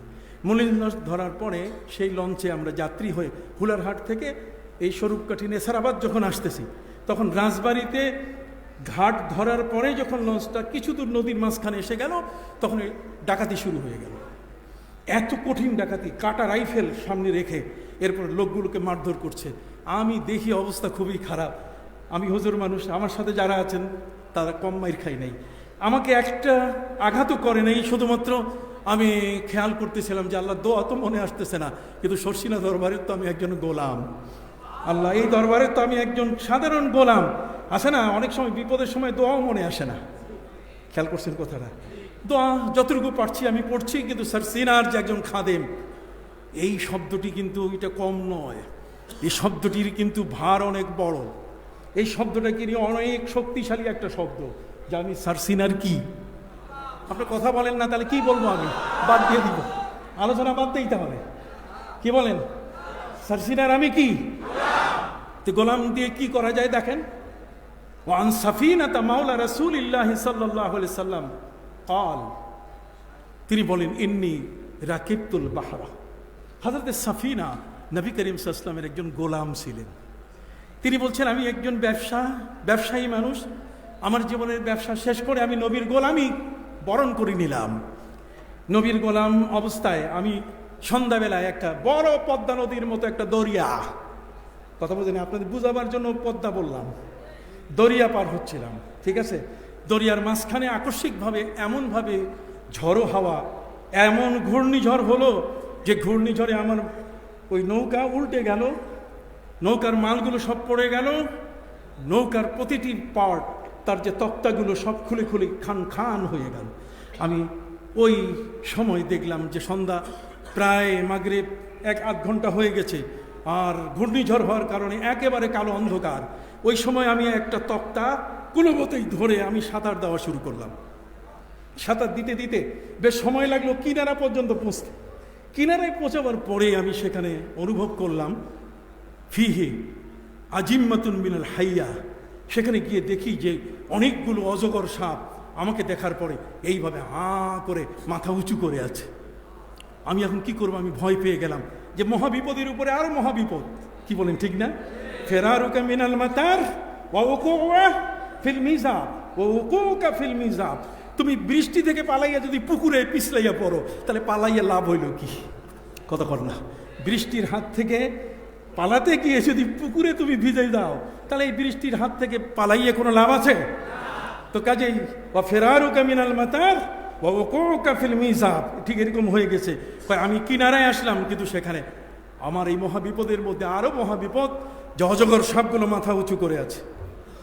আমি এই অজগর সাপ দেখে আমি ওদেরকে বললাম, রে অজগর সাপ, ইয়া আইয়াতুহাল হাইয়া, হ্যাঁ অজগর সাপ, আনা মাওলা রাসূলিল্লাহ সাল্লাল্লাহু আলাইহি সাল্লাম, আমি নবীজির গোলাম, অতএব আমি নবীজির গোলাম। এটা বলার সাথে সমস্ত সাপের মাথা সব নিচু হয়ে গেল। দেখছেন, গোলাম পরিচয় দিতে গেলে কি হয়? কথা কন না। গোলাম পরিচয় দিতে গেলে কি হয়? হযরত সাফিনা নবী করিম সাল্লাল্লাহু আলাইহি ওয়াসাল্লামের তিনি ছিলেন একজন গোলাম। তিনি পরিচয় কি দিয়েছেন? নামের পরিচয় দিয়েছেন যে আমি অমুক ওসি সাহেবের ছেলে, আমি এমপি সাহেবের পুত্র। কথা কন না। আমি কার পুত্র, কার ভাগিনা, কে আমার মামু, কোনো পরিচয় নাই। পরিচয় শুধু একটাই, আর সেটা হলো কি? আমি রাসূল সাল্লাল্লাহু আলাইহি ওয়াসাল্লামের কি? আরেকবার জোরে বলেন, রাসূল সাল্লাল্লাহু আলাইহি ওয়াসাল্লামের আমি গোলাম। আস্তে করে সাপের মাথা কি নিচু হয়ে গেল। আমি উপরে উঠলাম, সাপ পথ খুলে দিল, পথ ছেড়ে দিল, আমি উপরে উঠলাম। উঠার পরে দেখি ফিহে আসাদুন, সেখানে একটা সিংহ এইভাবে আমার দিকে তাকায় আছে। আমি এখন সিংহের মুখে পড়ে গেলাম। সাপের হাত থেকে বাঁচার পর আমি পড়ে গেলাম কার মুখে? সিংহের মুখে। সিংহের মুখ থেকে এখন বর্তমান ডিসকভারি এই যে ইয়েগুলোতে অনেক সময় দেখা যায় যে কিভাবে এই যে কি বলে, এই যে বাঘ কিভাবে সুন্দরবনের মাঝি যা নৌকায় যারা কাজ করে তাদেরকে কিভাবে ধরে, এইভাবে দৌড়ে এসে ঘাড়ের মধ্যে ধরে ফেলে। কথা বুঝে গেছে? ওই বাঘটা আমার দিকে তাকিয়ে আছে। আমি এখন কি করব? আমি আমার পরিচয় একটাই, আমার পরিচয় হয় আমি রসুলের কি, আবার বলেন আমি রসুলের কি গোলাম। আমি তাকেও পরিচয় দিলাম, ইয়া আবুল হারেস। বাঘের ডাক নাম হলো আবুল হারেস, তার নিক নাম, কতক্ষণ নাম, বাঘের কি নিক নাম, বাঘের ডাক নাম হলো আবুল হারেস। হারেস মানে ছিন্ন ভিন্ন করা, যাকে ধরে তাকে ছিন্ন ভিন্ন করে ফেলে, এই জন্য তার নাম হচ্ছে আবুল হারেস। আমি তাকে ডাক দিলাম, ইয়া আবুল হারেস, রে আবুল হারেস সিংহ, আনা মাওলা রাসূলুল্লাহ সাল্লাল্লাহু আলাইহি সাল্লাম, আমি নবীজির গোলাম। এটা বলার সাথে সাথে সুম্মা ত ত, হাদিসের মধ্যে আসছে কি ত ত, তার মানে সে মাথা নিচু করে আমাকে বলল, ওকে ওকে ওকে, বুঝে ফেলছি তুমি নবীর গোলাম। সুবহানাল্লাহ। ত ত শব্দের অর্থ হচ্ছে সে আমাকে অভয় দিয়ে মাথা নিচু করে দুইবার মাথা নিচু করে বলল যে তোমার ভয় নাই, তোমার পরিচয় কি, নবীর কি। সুম্মা ত ত। এরপরে আমার সামনে ওই অজগরগুলো মাথা নিচু করে থাকলেও কিন্তু পার হবো কেমনে? সাপের গায়ে পা দেওয়া ছাড়া। আজিম্মা, আজিম্মা শব্দের অর্থ হচ্ছে যে অসংখ্য সাপের বাথান, মানে একসাথে মিলে হাজার হাজার সাপ। এই সাপগুলো পাড়ি দিয়ে আমি যে যাব, যদিও মাথা নত করছে, আমাকে কামড় দিবে না, কিন্তু আমার ভয় লাগছে। আমি তাকে বললাম তুমি আমাকে একটু হেল্প করো। কথা বুঝে গেছে? সে এমনভাবে মাথা দিয়ে আমাকে শিং দিয়ে দিল যে ওই এক চটকানিতে আমি যাইয়া এত দূরে পড়লাম যে সাপের আওতা থেকে আমি বহু দূরে সরে গেছি।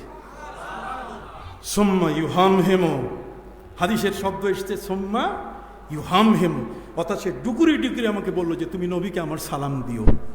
সুবহানাল্লাহ। তাহলে কি বলেন, কি বলেন, নবীর গোলাম হিসেবে পরিচয় দেওয়াতে লাভ আছে কি না? এই জন্য গোলাম রসুল কেউ নাম রাখেন, অথচ আজকের কিছু দুষ্ট দুরাচার জ্ঞান পাপী তারা বলে গোলাম রসুল রাখা যাবে না, কতক্ষণ না। আর যদি মাওলা রসুলিল্লাহ রাখা যায়, কি কোন এখানে স্যার সিনেমা মাদ্রাসার ভাইস প্রিন্সিপাল সাহেব বসে আছেন, বড় আলেম মানুষ, যদিও আমার শাগরেদ, অত্যন্ত প্রিয়, কতক্ষণ না আমার প্রিয় শাগরেদ, কিন্তু নিজের পরিচয় দিতে গিয়ে মাওলা রসুলিল্লাহ, মাওলা রসুল, গোলাম রসুল নাম রাখাতে তারা বলে হবে না। ইদানিংকালে এক দুষ্ট দুরাচার, সে তার উস্তাদের মাদ্রাসায় গেছে। উস্তাদের মাদ্রাসায় যাওয়ার পরে উস্তাদ জিজ্ঞেস করছে তোমার নাম কি? তো সে বলেছে আমার নাম হচ্ছে হুসাইন। না না না না, এই নাম রাখা যাবে না, এটা শিয়ার নাম। অথচ সে জানে না যে এই নামটি ধরে আমার নবী কতবার তার প্রিয় নাতি হুসাইনকে ডাক দিয়েছেন। কত হাদিসের মধ্যে হুসাইন নাম এসছে। হাসান আর হুসাইন জান্নাতের ফুল হিসেবে হাদিসের মধ্যে ঘোষণা করা হয়েছে। হুসাইন হাসান কি চমৎকার পবিত্র নাম, আর সেই নামটাকে শিয়াদের মধ্যে ঢুকাই দিয়া ইমাম হুসাইনকে কলঙ্কিত করলো। এই ধরনের দুষ্ট, এই ধরনের দুরাচার, এই ধরনের জ্ঞান পাপী আমাদের সমাজের মধ্যে আছে কিনা? এই জন্য খবরদার, কোরআন সতর্ক করেছে, লা তাদউ দুআ আর রাসূল বাইনাকুম কাদুআ বাযিকুম বায। খবরদার, ভাষা শিখো, কথা শিখো, বলতে শিখো, অ্যাপ্রোচিংটা শিখো। তুমি কার কাছে কি বলছো, তুমি কার কাছে কাকে কি সম্বোধন করছো, কি ভাষায় সে সম্বোধন পেতে পারে, কথা কর না, সেই ভাষা দিয়ে তো তুমি তাকে সম্বোধন করবে, ঠিক কিনা? তোমার ভাষাটা যদি ভালো না হয়, এক রাজা স্বপ্নে দেখেছে একটা কিছু, উনি ডাক দিলেন তার দেশের সমস্ত ওই যারা এই বাজে কাজটা করে, মানে জ্যোতিষী, ডাক দিয়ে বলছে যে যদি কেউ আমার স্বপ্নটা ভেঙে দিতে পারে আমার, তাহলে আমি যা স্বপ্ন দেখেছি তাহলে তাকে সবচেয়ে বেশি পুরস্কার দেবো আমি। লাইন ধরছে বিশাল হাওলাদারের গোষ্ঠী, কতক্ষণ না, সব হাওলাদার, জ্যোতিষী, গণক, এই সব যারা এই হারাম কাজে লিপ্ত, তারা শেষ পর্যন্ত রাজার কাছে গেছে। রাজাকে জিজ্ঞেস করছে আপনি কি দেখেছেন? আমি দেখেছি স্বপ্নে আমার একটা দাঁতও নাই, আমার একটা দাঁতও কি নাই, আমি কি দেখলাম? তখন ওই লোকটা বলছে যে আপনার ভাগ্য এত খারাপ, আপনার সামনে আপনার স্ত্রী মারা যাবে, ছেলে মারা যাবে, নাতি মারা যাবে, পুতি মারা যাবে, লাঠি মারা যাবে, ঠ্যাঙ্গা মারা যাবে, সব শেষ হবে, তারপরে আপনি মরবেন। রাজা বলছে, তোমাকে আমি এই তাবির করার জন্য ডাকছি? হ্যাঁ হ্যাঁ, জল্লাদ কল্লা উড়াই দে। জল্লাদ যখন কল্লা উড়াই দিছে, তখন বাকি যারা আছে সব এখন লাইন ভেঙে গেছে, লাইনে এখন কেউ নাই। একজনের মাথা তো গেছে। এটা গল্প বলতেছি, এটা কোরআন হাদিসের কথা না, আবার পরে এটা নিয়ে ঝুলাঝুলি হবে। কথা বুঝেন নাই? বুঝাবার জন্য উপমা মিসাল দেওয়া যায় যাচ্ছে, কতক্ষণ না। ইনজিল শরীফের মধ্যে একটা সূরা আছে, সূরাতুল আমসাল, আর কোরআনের মধ্যে তো অসংখ্য আবার বলা হয়েছে, হ্যাঁ, দরাবাল্লাহুল আমসালা মাসালাহুম কামাসালিল্লাযী ইসতাওকাদা নারা, আছে কিনা? মিসাল তো দেওয়া যায়। অতএব একটা জিনিসকে বুঝাবার জন্য বলছি। দ্বিতীয় জন আসতে চায় না লাইনে, জবরদস্তি বলছে, যে বেটা তুমি লাইনে ছিলে, এতক্ষণ তাড়াহুড়া করছো, যাও তুমি যাও। আসার পরে রাজাকে জিজ্ঞেস করেছে, কি দেখেছেন স্বপ্নে? আমি স্বপ্নে দেখলাম আমার একটা দাঁতও নাই। কি দেখেছি আমি? রাজা, আপনার চেয়ে ভাগ্যবান আর জগতে কেউ নাই। তার কারণ আপনার স্ত্রীও এত হায়াত পাবে না, আপনার সন্তানও এত হায়াত পাবে না, আপনার নাতিও এত হায়াত পাবে না, যতটুকু হায়াত আপনি পাবেন, আপনি সবার চেয়ে বেশি হায়াত পাবেন। তখন বলছে, রে খাজানসি, ওকে লাখ টাকা দিয়ে দে। তাহলে কথা তো একটাই বলছে, কথা কর না। এই জন্য ভাষা জানতে হবে। আমার নবীকে যদি ঠিক মতো ভাষা দিয়ে বলা যায়, তাহলে তোমার জন্য আল্লাহর কাছে বিশাল মর্যাদার স্থান অপেক্ষা করছে। আর যদি নবীর সাথে তুমি ভাষা খারাপ করো, নবী পরিবারের সাথে যদি তোমার ভাষা খারাপ হয়, নবী পরিবারের সাথে তোমার অ্যাপ্রোচিং যদি নষ্ট হয়, তুমি যদি সেখানে বাজে মন্তব্য করো, বাজে শব্দ বলো, তাহলে আনতাহবাতা আমালুকুম ওয়া আনতুম লা তাশউরুন। তোমার টুপি আর জামাটাই শুধু আছে, তোমার আমলের একটা কিছু নাই, সব ধ্বংস হয়ে গেছে। কতক্ষণ? শুধুমাত্র টুপিটা আছে আর পোশাকটা আছে, বাকি আর তোমার কিছু না। তুমি যতই ফটফট করো, তোমার এই ফটফটানি এটা কিচ্ছু না, তোমার ভিতর শূন্য। আমি কি বোঝাতে পারছি?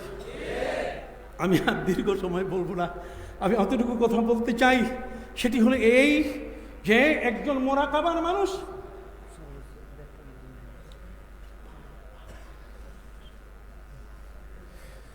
মারহাবা কয় 1:30 পর্যন্ত চলবে, 1:30 পর্যন্ত চললে তো আর বাকি থাকবে না। সম্মানিত সুধী বন্ধুরা আমার, আজকে কেন এই কথাগুলো বলছি? এই কথাগুলো বলছি এমনিতে নয়, এর বাস্তবতা আছে। কি বলেন, ঠিক কিনা? ডাকাতি শুরু হয়ে গেছে নদীর মাঝখানে, মনে আছে কিনা? সেই ভুলারহাট থেকে মুনির লঞ্চ, রাজবাড়ির মাঝখানে ডাকাতি শুরু হয়ে গেল। আমি আর কি বলবো? আমি তো শুধু পরিচয় শুধু একটাই, যে আমি সরসিনা দরবারের কি গোলাম। ওই যে গোলামের পরিচয় দিলে বাঁচা যায়, কতক্ষণ না? এই তাবিজটা তো আমার হাতে আছে, কতক্ষণ না? এটা তো আমার কাছে কি আছে, যে গোলামের পরিচয় দিলে কি বাঁচা যায়। আল্লাহু আকবার। বাস আমি দোয়া পড়তেছি। ডাকাতরা, আমি আর ওই সফিউল্লাহ তো ছোট, অল্প মাত্র কত 5-6 বছর বয়স হবে, এই দুইজনকে বলছি আপনারা উপরে উঠেন। এখন আমার হাতে ব্রিফকেস ছিল, টাকা ছিল, আমি বিসমিল্লাহ খুইয়া ওইটা ওই যে সিট বেঞ্চের নিচে শোয়াই দিলাম, কথা বুঝেন নাই, আর বলে দিলাম, ও যে আল্লাহ মিন বাইনি আইদিহিম সাদ্দাম ওয়া মিন খালফিহিম সাদ্দান ফাআগশাইনাহুম ফাহুম লা ইউবসিরুন। সুবহানাল্লাহ। ও যে আল্লাহ মিন বাইনি আইদিহিম সাদ্দাম ওয়া মিন খালফিহিম সাদ্দান ফাআগশাইনাহুম ফাহুম লা ইউবসিরুন। তো সামনে পিছনে ডানে বামে নিচে উপরে সবগুলো এখন আল্লাহর পক্ষ থেকে অন্ধকার আবরণ তৈরি হয়ে গেল। আল্লাহ তাআলা এই জিনিসটাকে নিজের কন্ট্রোলে নিয়ে নিলেন, আর চতুর্দিকে আল্লাহ তাআলা অদৃশ্য কালো দেয়াল দিয়ে ঘিরে দিয়ে দিলেন। এই কালো দেয়াল দিয়ে ঘিরে দেওয়ার পরে এখন আর কিছু দেখতেছে না।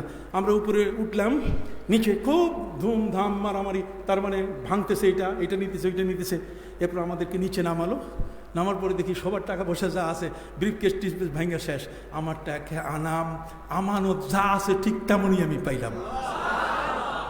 আমার শ্যালক, তাকে জিজ্ঞেস করলে এই সত্যতা পাওয়া যাবে। সম্মানিত সাথে আমরা আসতেছিলাম, ডাকাত ওই আমরাজুরি একটা জায়গার নাম, না কতদিন পরে মনে করতেছি, আমরাজুরি একটা জায়গার নাম। আমরাজুরিতে ডাকাতগুলো নেমে গেল। এবার লঞ্চ ছাড়লো, ডাকাত তো নেমে গেছে।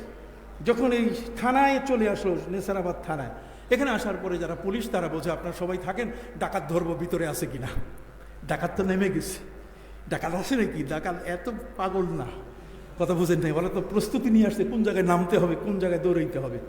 অতএব সম্মানিত সুধী, আমরা নামলাম। শেষ পর্যন্ত নামার পরে আমি এই ভিতরের যে রাস্তাটা, তাঁতের বাড়ির যে রাস্তা, কতক্ষণ না এই তাঁতের বাড়ির রাস্তা দিয়ে আমার বাসার পাশে এই যে বিল্ডিংটার পিছনে ছিল, মনে হল তার পিছনে ছিল, কথা বুঝে গেছে। আমি সোজা আসার পরে আমার মনে হলো যে আমি হুজুরের সাথে একটু দেখা করে তারপর বাসায় যাব।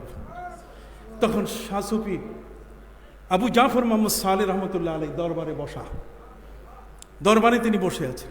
আমি দরবারে দেখেন না, একটা সিঁড়ি পরে আরেকটা সিঁড়ি, এরপর লম্বা, আবার একটার পর একটা সিঁড়ি, ঠিক না? এটাও আগের থেকে, এটা গতকালকে তৈরি হয়েছে তা না, কথা বুঝে গেছে। আমি যখন উপরে উঠবো সিঁড়িতে, তখন হুজুর আমার পীর আবু জাফর মোহাম্মদ সালেহ রহমতুল্লাহ আলী তিনি ডাক দিয়ে বলছেন, মৌলানা লঞ্চেতে কোনো অসুবিধা হয় নাই? সুবহানাল্লাহ, লঞ্চেতে কোনো অসুবিধা হয়নি। আল্লাহু আকবার। আমার গায়ের পশম খারাপ হয়ে যাচ্ছে। তার মানে আমার জীবনের বাস্তব একটা ঘটনা। এটা কোন দরবারে আপনারা এসেছেন, কোত্থেকে আপনারা এসেছেন? আল্লাহ আমাদেরকে এই মহান দরবার মিলাই দিয়েছেন আমাদের জীবনের জন্য। এর চেয়ে আমাদের সৌভাগ্যের আর অন্য কিছু না।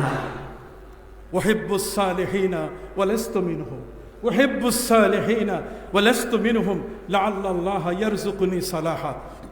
আমি ভালো মানুষ নই, ভালো আমল আমার নেই, কিন্তু ভালো মানুষের সাথে, ভালো আমলকারীর সাথে আমি আছি।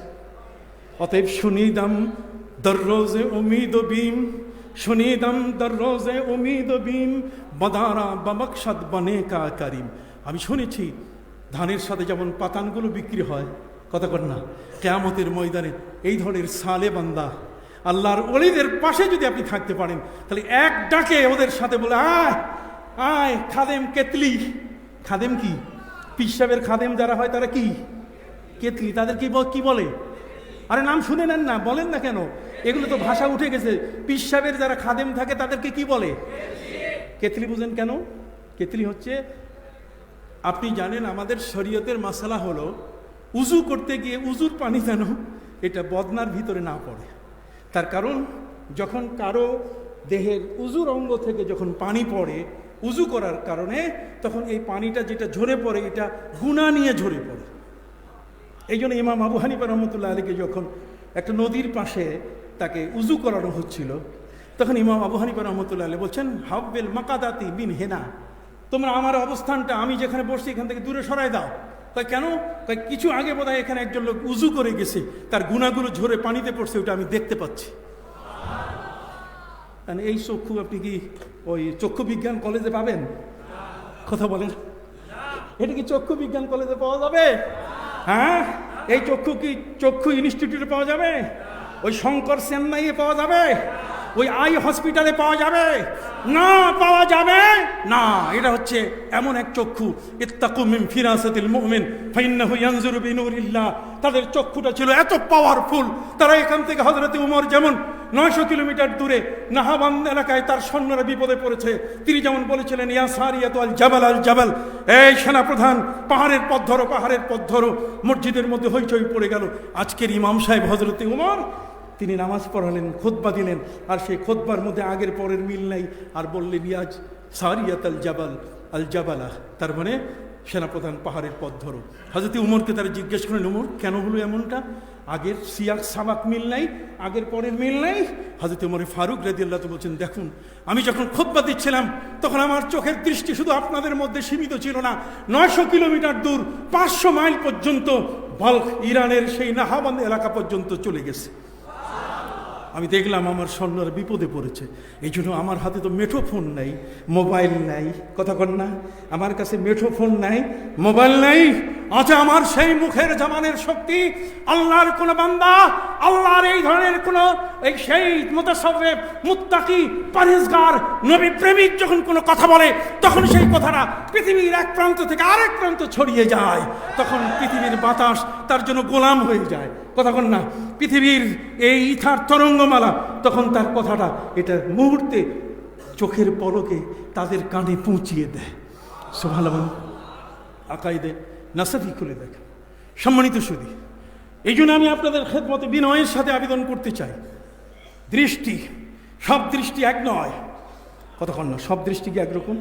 অতএব আমার হুজুর কিবলা হযরত শাহ সুফি আবু জাফর মোহাম্মদ সালেহ রহমতুল্লাহ আলাই, উনি দেখতে পেয়েছেন ওই মুনিল লঞ্চের মধ্যে কি ঘটছে, কতক্ষণ না। আল্লাহর ওলিদের চোখের দৃষ্টি যদি বড় পীর আব্দুল কাদের জিলানী রহমতুল্লাহ আলাই 300 মাইল দূরে একজন মহিলা যখন বিপদে পড়েছিল, একজন যুবক যখন তার ইজ্জতের উপর হাত দিতে চেষ্টা করছিল, তখন সেই মহিলা ডাক দিয়েছে, ইয়া গাউস আগিসনি, হে গাউসুল আজম, হে মহিউদ্দিন আব্দুল কাদের জিলানী, আমাকে সাহায্য করুন। ওই মুহূর্তে তিনি আসরে রুজু করতেছেন।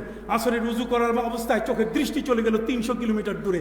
পায়ের জুতা খুলে তিনি এমনভাবে মারছেন, যাইয়া সেই 300 মাইল দূরে যুবকের গালে চপেটাঘাত শুরু করলো। যুবক সাথে সাথে সেখানে পড়ে গেল। ওই মহিলা তার ইজ্জত নিয়ে বেঁচে গেলেন। সুবহানাল্লাহ। সম্মানিত সুধী, শামুকদুম রূপস রহমতুল্লাহ আলাইহির কাছে পদ্মা নদীর পাড়ে সেই রাজশাহীর মানুষগুলো বলছে, আমাদের সব তো গেল নদী গর্বে বিলীন হয়ে, পদ্মা নদীর গ্রাসে আমাদের পুরা শহরটা চলে যাচ্ছে। হুজুর, কি করা যাবে? এখানে কি কোনো ব্যক্তি যদি ইচ্ছে করে এখানে যদি কোনো ওই ধরনের ওই পাথরের বড় বড় বক্স যদি ফেলে দেয়, তাতে কোনো মতেই এই মানে গ্রাস এটাকে রক্ষা করার কোনো, গ্রাস থেকে বাঁচার কোনো সুযোগ নাই। হযরতে শামুকদুম রূপস রহমতুল্লাহ আলাইহির কাছে কিছুই ছিল না। পায়ে ছিল খরম। পায়ে ছিল কি? খরম বুঝেন? খরম মানে কাঠের কাঠের কাঠের জুতা, কাঠের কাঠের কাঠের খরম। এই খরম শুধুমাত্র একটা বুতাম, একটা বুতামের মধ্যে তার এই বৃদ্ধাঙ্গুলির পাশে সেটা লাগানো থাকে।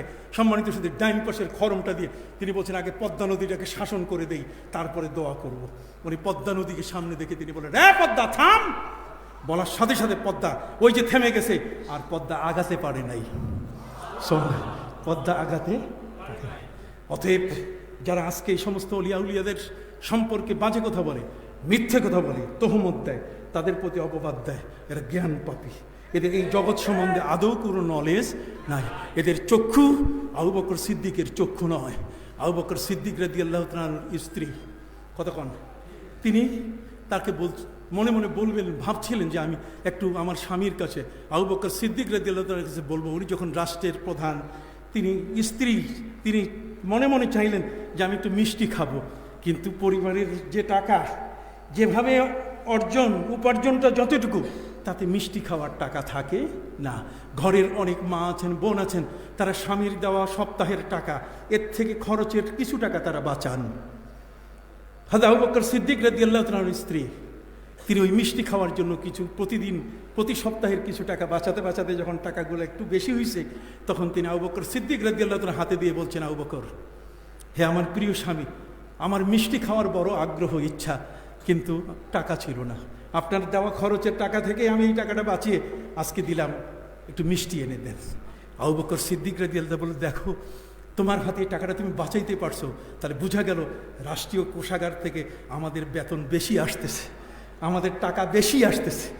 কথা বলছে, যেটা তুমি বাঁচাইছো সেটা দিয়েও তো সব মাস চলে গেল, তাহলে এই অতিরিক্ত অতিরিক্ত টাকা আমাদের প্রয়োজন নাই। উনি বলছেন, মিষ্টি খাওয়া নয়, বরং চলো এটা রাষ্ট্রীয় কোষাগারে জমা দিই।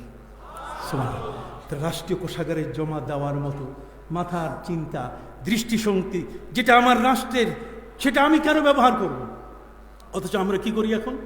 আমরা যদি কোনো একজন সাহেব হতে পারি, বড় একজন যদি অফিসার হতে পারি, তাহলে আমার সরকারের তেলের টাকা দিয়ে আমার গাড়ি শ্বশুর বাড়ি যায়। কতক্ষণ না? কোথায় যায়? শ্বশুর বাড়ি যায়। আমার মেয়ে ছেলে স্কুলে যায়, তাদেরকে আনা নেওয়া করা হয়। হয় কি না ভাই? আমি কি মিথ্যা বলছি? কাজে এই তাকওয়াটা আসবে না যতক্ষণ পর্যন্ত আল্লাহর ওলিদের কাছে হাত দেওয়া না হয়। বুঝতে পারছেন? তাহলে মোরাকাবা করতে গেলে কয়টা জিনিস লাগে? আবার বলেন, কয়টা? মোরাকাবা করতে গেলে 3টে জিনিস লাগে। একটা হলো আলিম, তার মানে আল্লাহ সবকিছু কি জানেন। সুবহানাল্লাহ বলেন। আল্লাহ সবকিছু কি জানেন, আলিম। আর আরেকটা হলো সামি, আমি যা কিছু করছি সবকিছু কি দেখতেছেন। আরেকটা হলো বাসির, তিনি দেখতেছেন। তিনি কি দেখতেছেন? বুঝেন? দেখতেছেন, বুঝেন? তার মানে আমি যা কিছু করছি, আমার নকল হরকত, আমার উঠা বসা, আমি কি গানের মজলিসে যাচ্ছি, সেখানে কি যাওয়ার পরে সেখানে কি ঢোল তবলার সাথে, সারিন্দার সাথে আমি কি এক হচ্ছি সেখানে? আপনারা কি জানেন তাসাউফের সবচেয়ে বড় বাধা, মানুষের দেহে মদ খাইলে যেমন মাতাল হয়, একটা মানুষের যদি গান শুনে তাহলে তার নফস মাতাল হয়ে যায়। এই জন্য নফসের মদ হলো গান। নফসের মদ হলো কি? আবার বলে না, নফসের মদ হলো কি? অতএব কোনো ব্যক্তি যদি গান শুনে তাহলে তার নফসটা নষ্ট হয়ে যাবে, এই নফসটা থাকবে না, তখন নফসটা নফসে আম্মারা হয়ে যাবে। ওয়া ইন্নান নাফসা লাআম্মারাতুম বিসসু ইল্লা মা রাহিমা রাব্বি। যদি আল্লাহ না বাঁচান তাহলে বাঁচার কোনো উপায় নাই। বুঝেন নাই? এই জন্য ইস্তেমাউল মালাহি মাসিয়াতুন, কথা গানের মজলিসে বসা এটা কি গুনার কাজ। জোরে বলেন কিসের কাজ? গুনার কাজ। কথা বোঝা গেছে? বল জুলুস ফিহা ফিসকুন, মজলিসে বসা শুনে শুনে গান শোনা এটা ফাঁসিকি কাজ। ও তালাজ্জুজু বিহা কুফরুন, আর যদি তালি দেয় হাতে, ও চিৎকার দেয়, তাহলে সেটা হবে কি? কুফুরি, বউ তালাক হয়ে যাবে। অথচ আজকের আমাদের হাতে যে মোবাইলগুলো, এই শয়তানগুলো গান ঢুকাই দিছে, মসজিদের মধ্যে গান বাজে উঠে। কথা কন না? মসজিদের মধ্যে কি গান বেজে উঠে? আমি কি ভুল বলেছি? জোরে বলেন।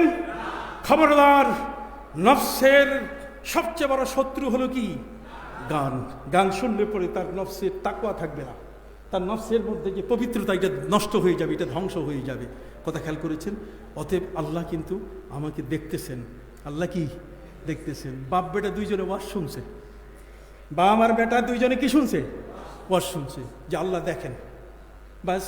কিন্তু বাপের অভ্যাস হচ্ছে এই শীতের দিনে ওই খেজুরের রস চুরি করে খাওয়া। কথা বোঝেন নাই? ছেলেকে সাথে নিয়ে গাছের গোড়ায় দাঁড় করিয়ে বলছে যে আমি কিন্তু হাড়ি থেকে রস নামাবার জন্য উপরে উঠতেছি, যদি কেউ আসে তাহলে আমারে বলিস, কেউ দেখলে বলিস, তাহলে সাথে সাথে আমি নেমে যাব। কথা বোঝেন নাই? যখন উপরে উঠছে, উঠার পরে যখন হাড়িতে হাত দিছে, তখন ছেলে বলছে বাবা দেখছে, বাবা দেখছে। তাড়াহুড়ো করে নিচে নেমে এসে তার কাঁচা কাঁচা সব খুলাই দিয়ে বলছে, কে রে, কে দেখছে? কেউ তো নাই, খবরদার এরকম বলবি না। না বাবা বলবো না, তুমি উঠো। উপরে উঠার পরে যখন রস ঢালা শুরু করছে, তখন বলছে বাবা দেখছে, বাবা দেখছে, বাবা দেখছে। এখন তো সব কিছু ছেড়ে দিয়ে নিচে নামছে। নামার পরে ছেলেকে ধরছে, বেটা কে দেখছে কব? কয় বাবা তুমি ওয়াজ শোনো নাই, আল্লাহ সব দেখেন, এই জন্য তুমি যে হাড়ি থেকে এটা ঢালতেছ, কে দেখছে? সেটা বলেন কে দেখছে? আল্লাহ দেখছেন। তাহলে আল্লাহর দেখা, এর থেকে আমি আল্লাহর দৃষ্টিতে আমি যেন একজন নেককার বান্দা হিসাবে থাকতে পারি। কথা বুঝেন নাই? এই জন্য হযরতে লোকমান তিনি বলছেন ইন্নী খাদামতু আরবাতা আলাফিম মিনাল আম্বিয়া, আমি 4000 নবীর খেদমত করেছি। কয় হাজার? ইন্নী খাদামতু আরবাতা আলাফিম মিনাল আম্বিয়া, 4000 নবীর খেদমত করেছি। ওয়া হাসালতু মিনহুম সামানিয়াতা আশিয়া, আমি তাদের কাছ থেকে আমি 8টা জিনিস শিখেছি। কয়টা? দেখেন 8টা জিনিস শিখেছি। হযরতে লোকমান 1000 বছর তিনি পৃথিবীতে বেঁচে ছিলেন, যার নেক আমল, সুন্দর আমলের কারণে আল্লাহ তাআলা পবিত্র কোরআনে তার নামটা পর্যন্ত নিয়ে নোট করে দিয়ে আল্লাহ বলছেন ওয়াইজ ক্বালা লুকমানু লিবনিহি ওয়া হুয়া ইয়াইযুহু ইয়া বুনাইয়া লা তুশরিক বিল্লাহ ইন্নাশ শিরকা লাযুলমুন। বাবার ছেলের নসিহতের যদি কেউ, বাবার কি দায়িত্ব ছেলের প্রতি যদি কেউ জানতে চায়, তাহলে সে যেন সূরা লুকমান পড়ে। কি পড়ে? সূরা লুকমান। সূরা লুকমান, এই সূরা লুকমান এটা যার নামে, সেই লোকমান কোনো নবী ছিলেন না, তিনি ছিলেন একজন জ্ঞানী মানুষ। সেই জ্ঞানী মানুষটি তার জীবনের সবচেয়ে বড়, উনি বলছেন আমি 4000 নবীর খেদমত করছি। ইন্নী খাদামতু আরবাতা আলাফিম মিনাল আম্বিয়া, 4000 নবীর খেদমত করেছি এবং তাদের কাছ থেকে 8টা জিনিস আমি শিখেছি। বলবো 8টা? কথা বলেন, বলবো? একটা হচ্ছে ওয়াইজা কুনতা ফিস সালাহ ফাহফাজ কালবাক, ওয়াইজা কুনতা ফি বাইতিল গায়র ফাহফাজ আইনাক, ওয়াইজা কুনতা ফিল তুআম ফাহফাজ হালাকাক, ওয়াইজা কুনতা বাইনান নাস ফাহফাজ লিসানাক। উনি বলছেন যখন তুমি নামাজের মধ্যে থাকবে তখন তোমার কলবটাকে রশি লাগাও, এটা যেন জায়নামাজ থেকে ওই হিসাবের খাতা যেন বাইদ না করে। কথা বলেন না? আপনারা বলছেন না কেন? বুঝতে পারছেন? তাসাউফের চর্চা কিভাবে চলে আসছে? পৃথিবীর আদিকাল থেকে তাসাউফের চর্চা চলে আসছে।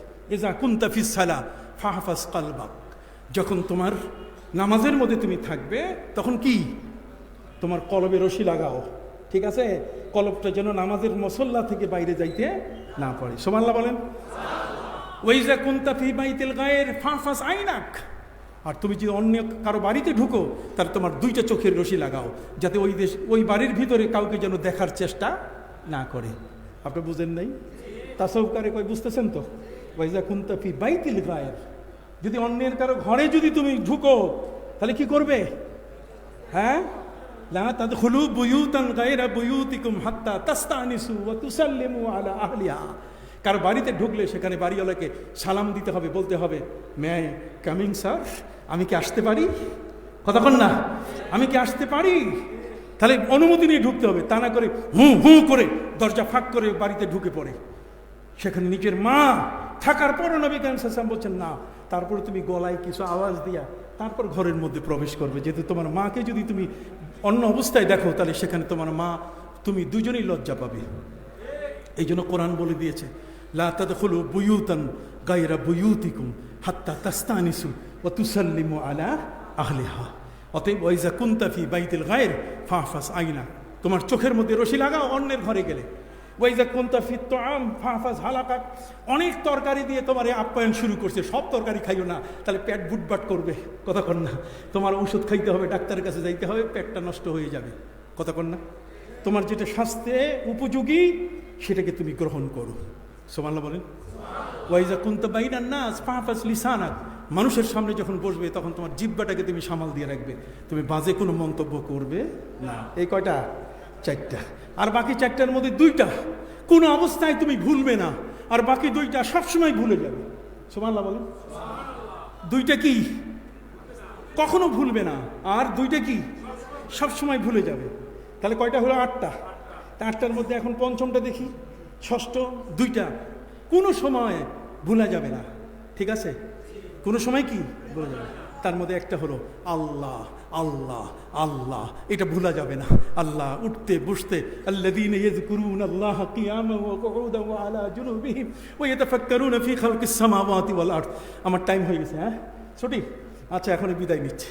সম্মানিত সুধী, তো এখানে যে বিষয়টা বলা হচ্ছে কি চমৎকার, সুবহানাল্লাহ বলেন। 2টা জিনিস কখনো ভুলা যাবে না, তার মধ্যে কার নাম? আল্লাহর নাম। উঠতে বসতে চলতে ফিরতে সবখানে নিতে হবে কার নাম? আল্লাহর নাম। জেকের এইটাই, ঠিক কি না? আর দ্বিতীয় নম্বর হলো তোমার কবরকে তুমি কখনো ভুলে যেও না। তুমি দিনের বেলায় রাতের বেলায় শোয়ার সময় তোমার টেবিলে বসে যে সময় যেখানে থাকবে সেখানে তোমার কবরটাকে তুমি মনে রাখবে। কবরকে কখনো ভুলে যেও না, তাহলে দেখবে আর ঘুষ খাবে না। কবরটা মনে রাখলে তুমি আর কখনো সুদ খাবে না। কবরটা মনে রাখলে কখনো তুমি কাউকে অন্যায়ভাবে আক্রমণ করবে না, কারোর প্রতি তুমি জুলুম সেতেম কোন অবস্থায় তার উপরে নির্যাতন করবে না, সুবহানাল্লাহ বলেন। 2টা কখনো ভোলা যাবে না। 2টা কি? আল্লাহ কি? আল্লাহ আল্লাহ জিকির হয় কি না? আর কি? কবর ভোলা যাবে না। আর 2টা ভুলে যেতে হবে। ওয়া ইহসানুকা ইলা গায়রিক, তুমি যদি কারো উপকার করে থাকো তাহলে ভুলে যেও, নাহলে বাজারটা ওর মাথার উপরে তোমার দেওয়ার ইচ্ছা করবে যে ওর মেয়ের বিবাহের ব্যবস্থা করে দিছি, কাজেই এই মালটা আমার বাসায় নিয়ে দে। লোকটা লজ্জায় পড়ে যাবে যে আমাকে, সে যেহেতু বোঝাটা নিতে বললো, আমি না নিলে কেমন হয়, কারণ সে তো আমার মেয়ের বিবাহের টাকা দিছে। কারো উপকার করলে সব সময় ভুলে যাবে। আর কেউ যদি তোমাকে কষ্ট দেয় এটাও ভুলে যাবে, সুবহানাল্লাহ বলেন।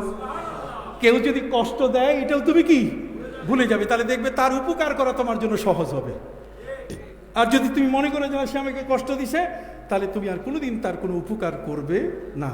অতএব সম্মানিত সুধী, যে কথাটি বলছিলাম, মান খাশিয়ার রহমান আবিল গায়েব ও যা আবি কালবিম মনিব, যে আল্লাহকে অদৃশ্য সেই মহান আল্লাহ, আমি চোখে তাকে দেখছি না কিন্তু উনি আমাকে দেখতেছেন, এই মোরাকাবা, এই চিন্তাধারা নিয়ে মনটাকে যদি আনুগত্যের সাথে উপস্থিত করতে পারে, তাহলে সেই ওয়া উজলিফাতিল জান্নাতু লিল মুত্তাকিনা গায়রা বাইদ, তাহলে সেই মহান জান্নাতের সেই অধিকারী হবে।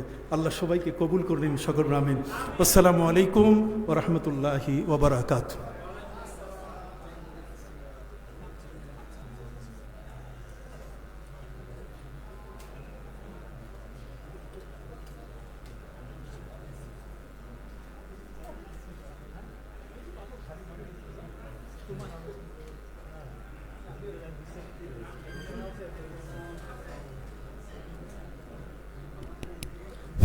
এই লাইন দাও, লাইন দাও।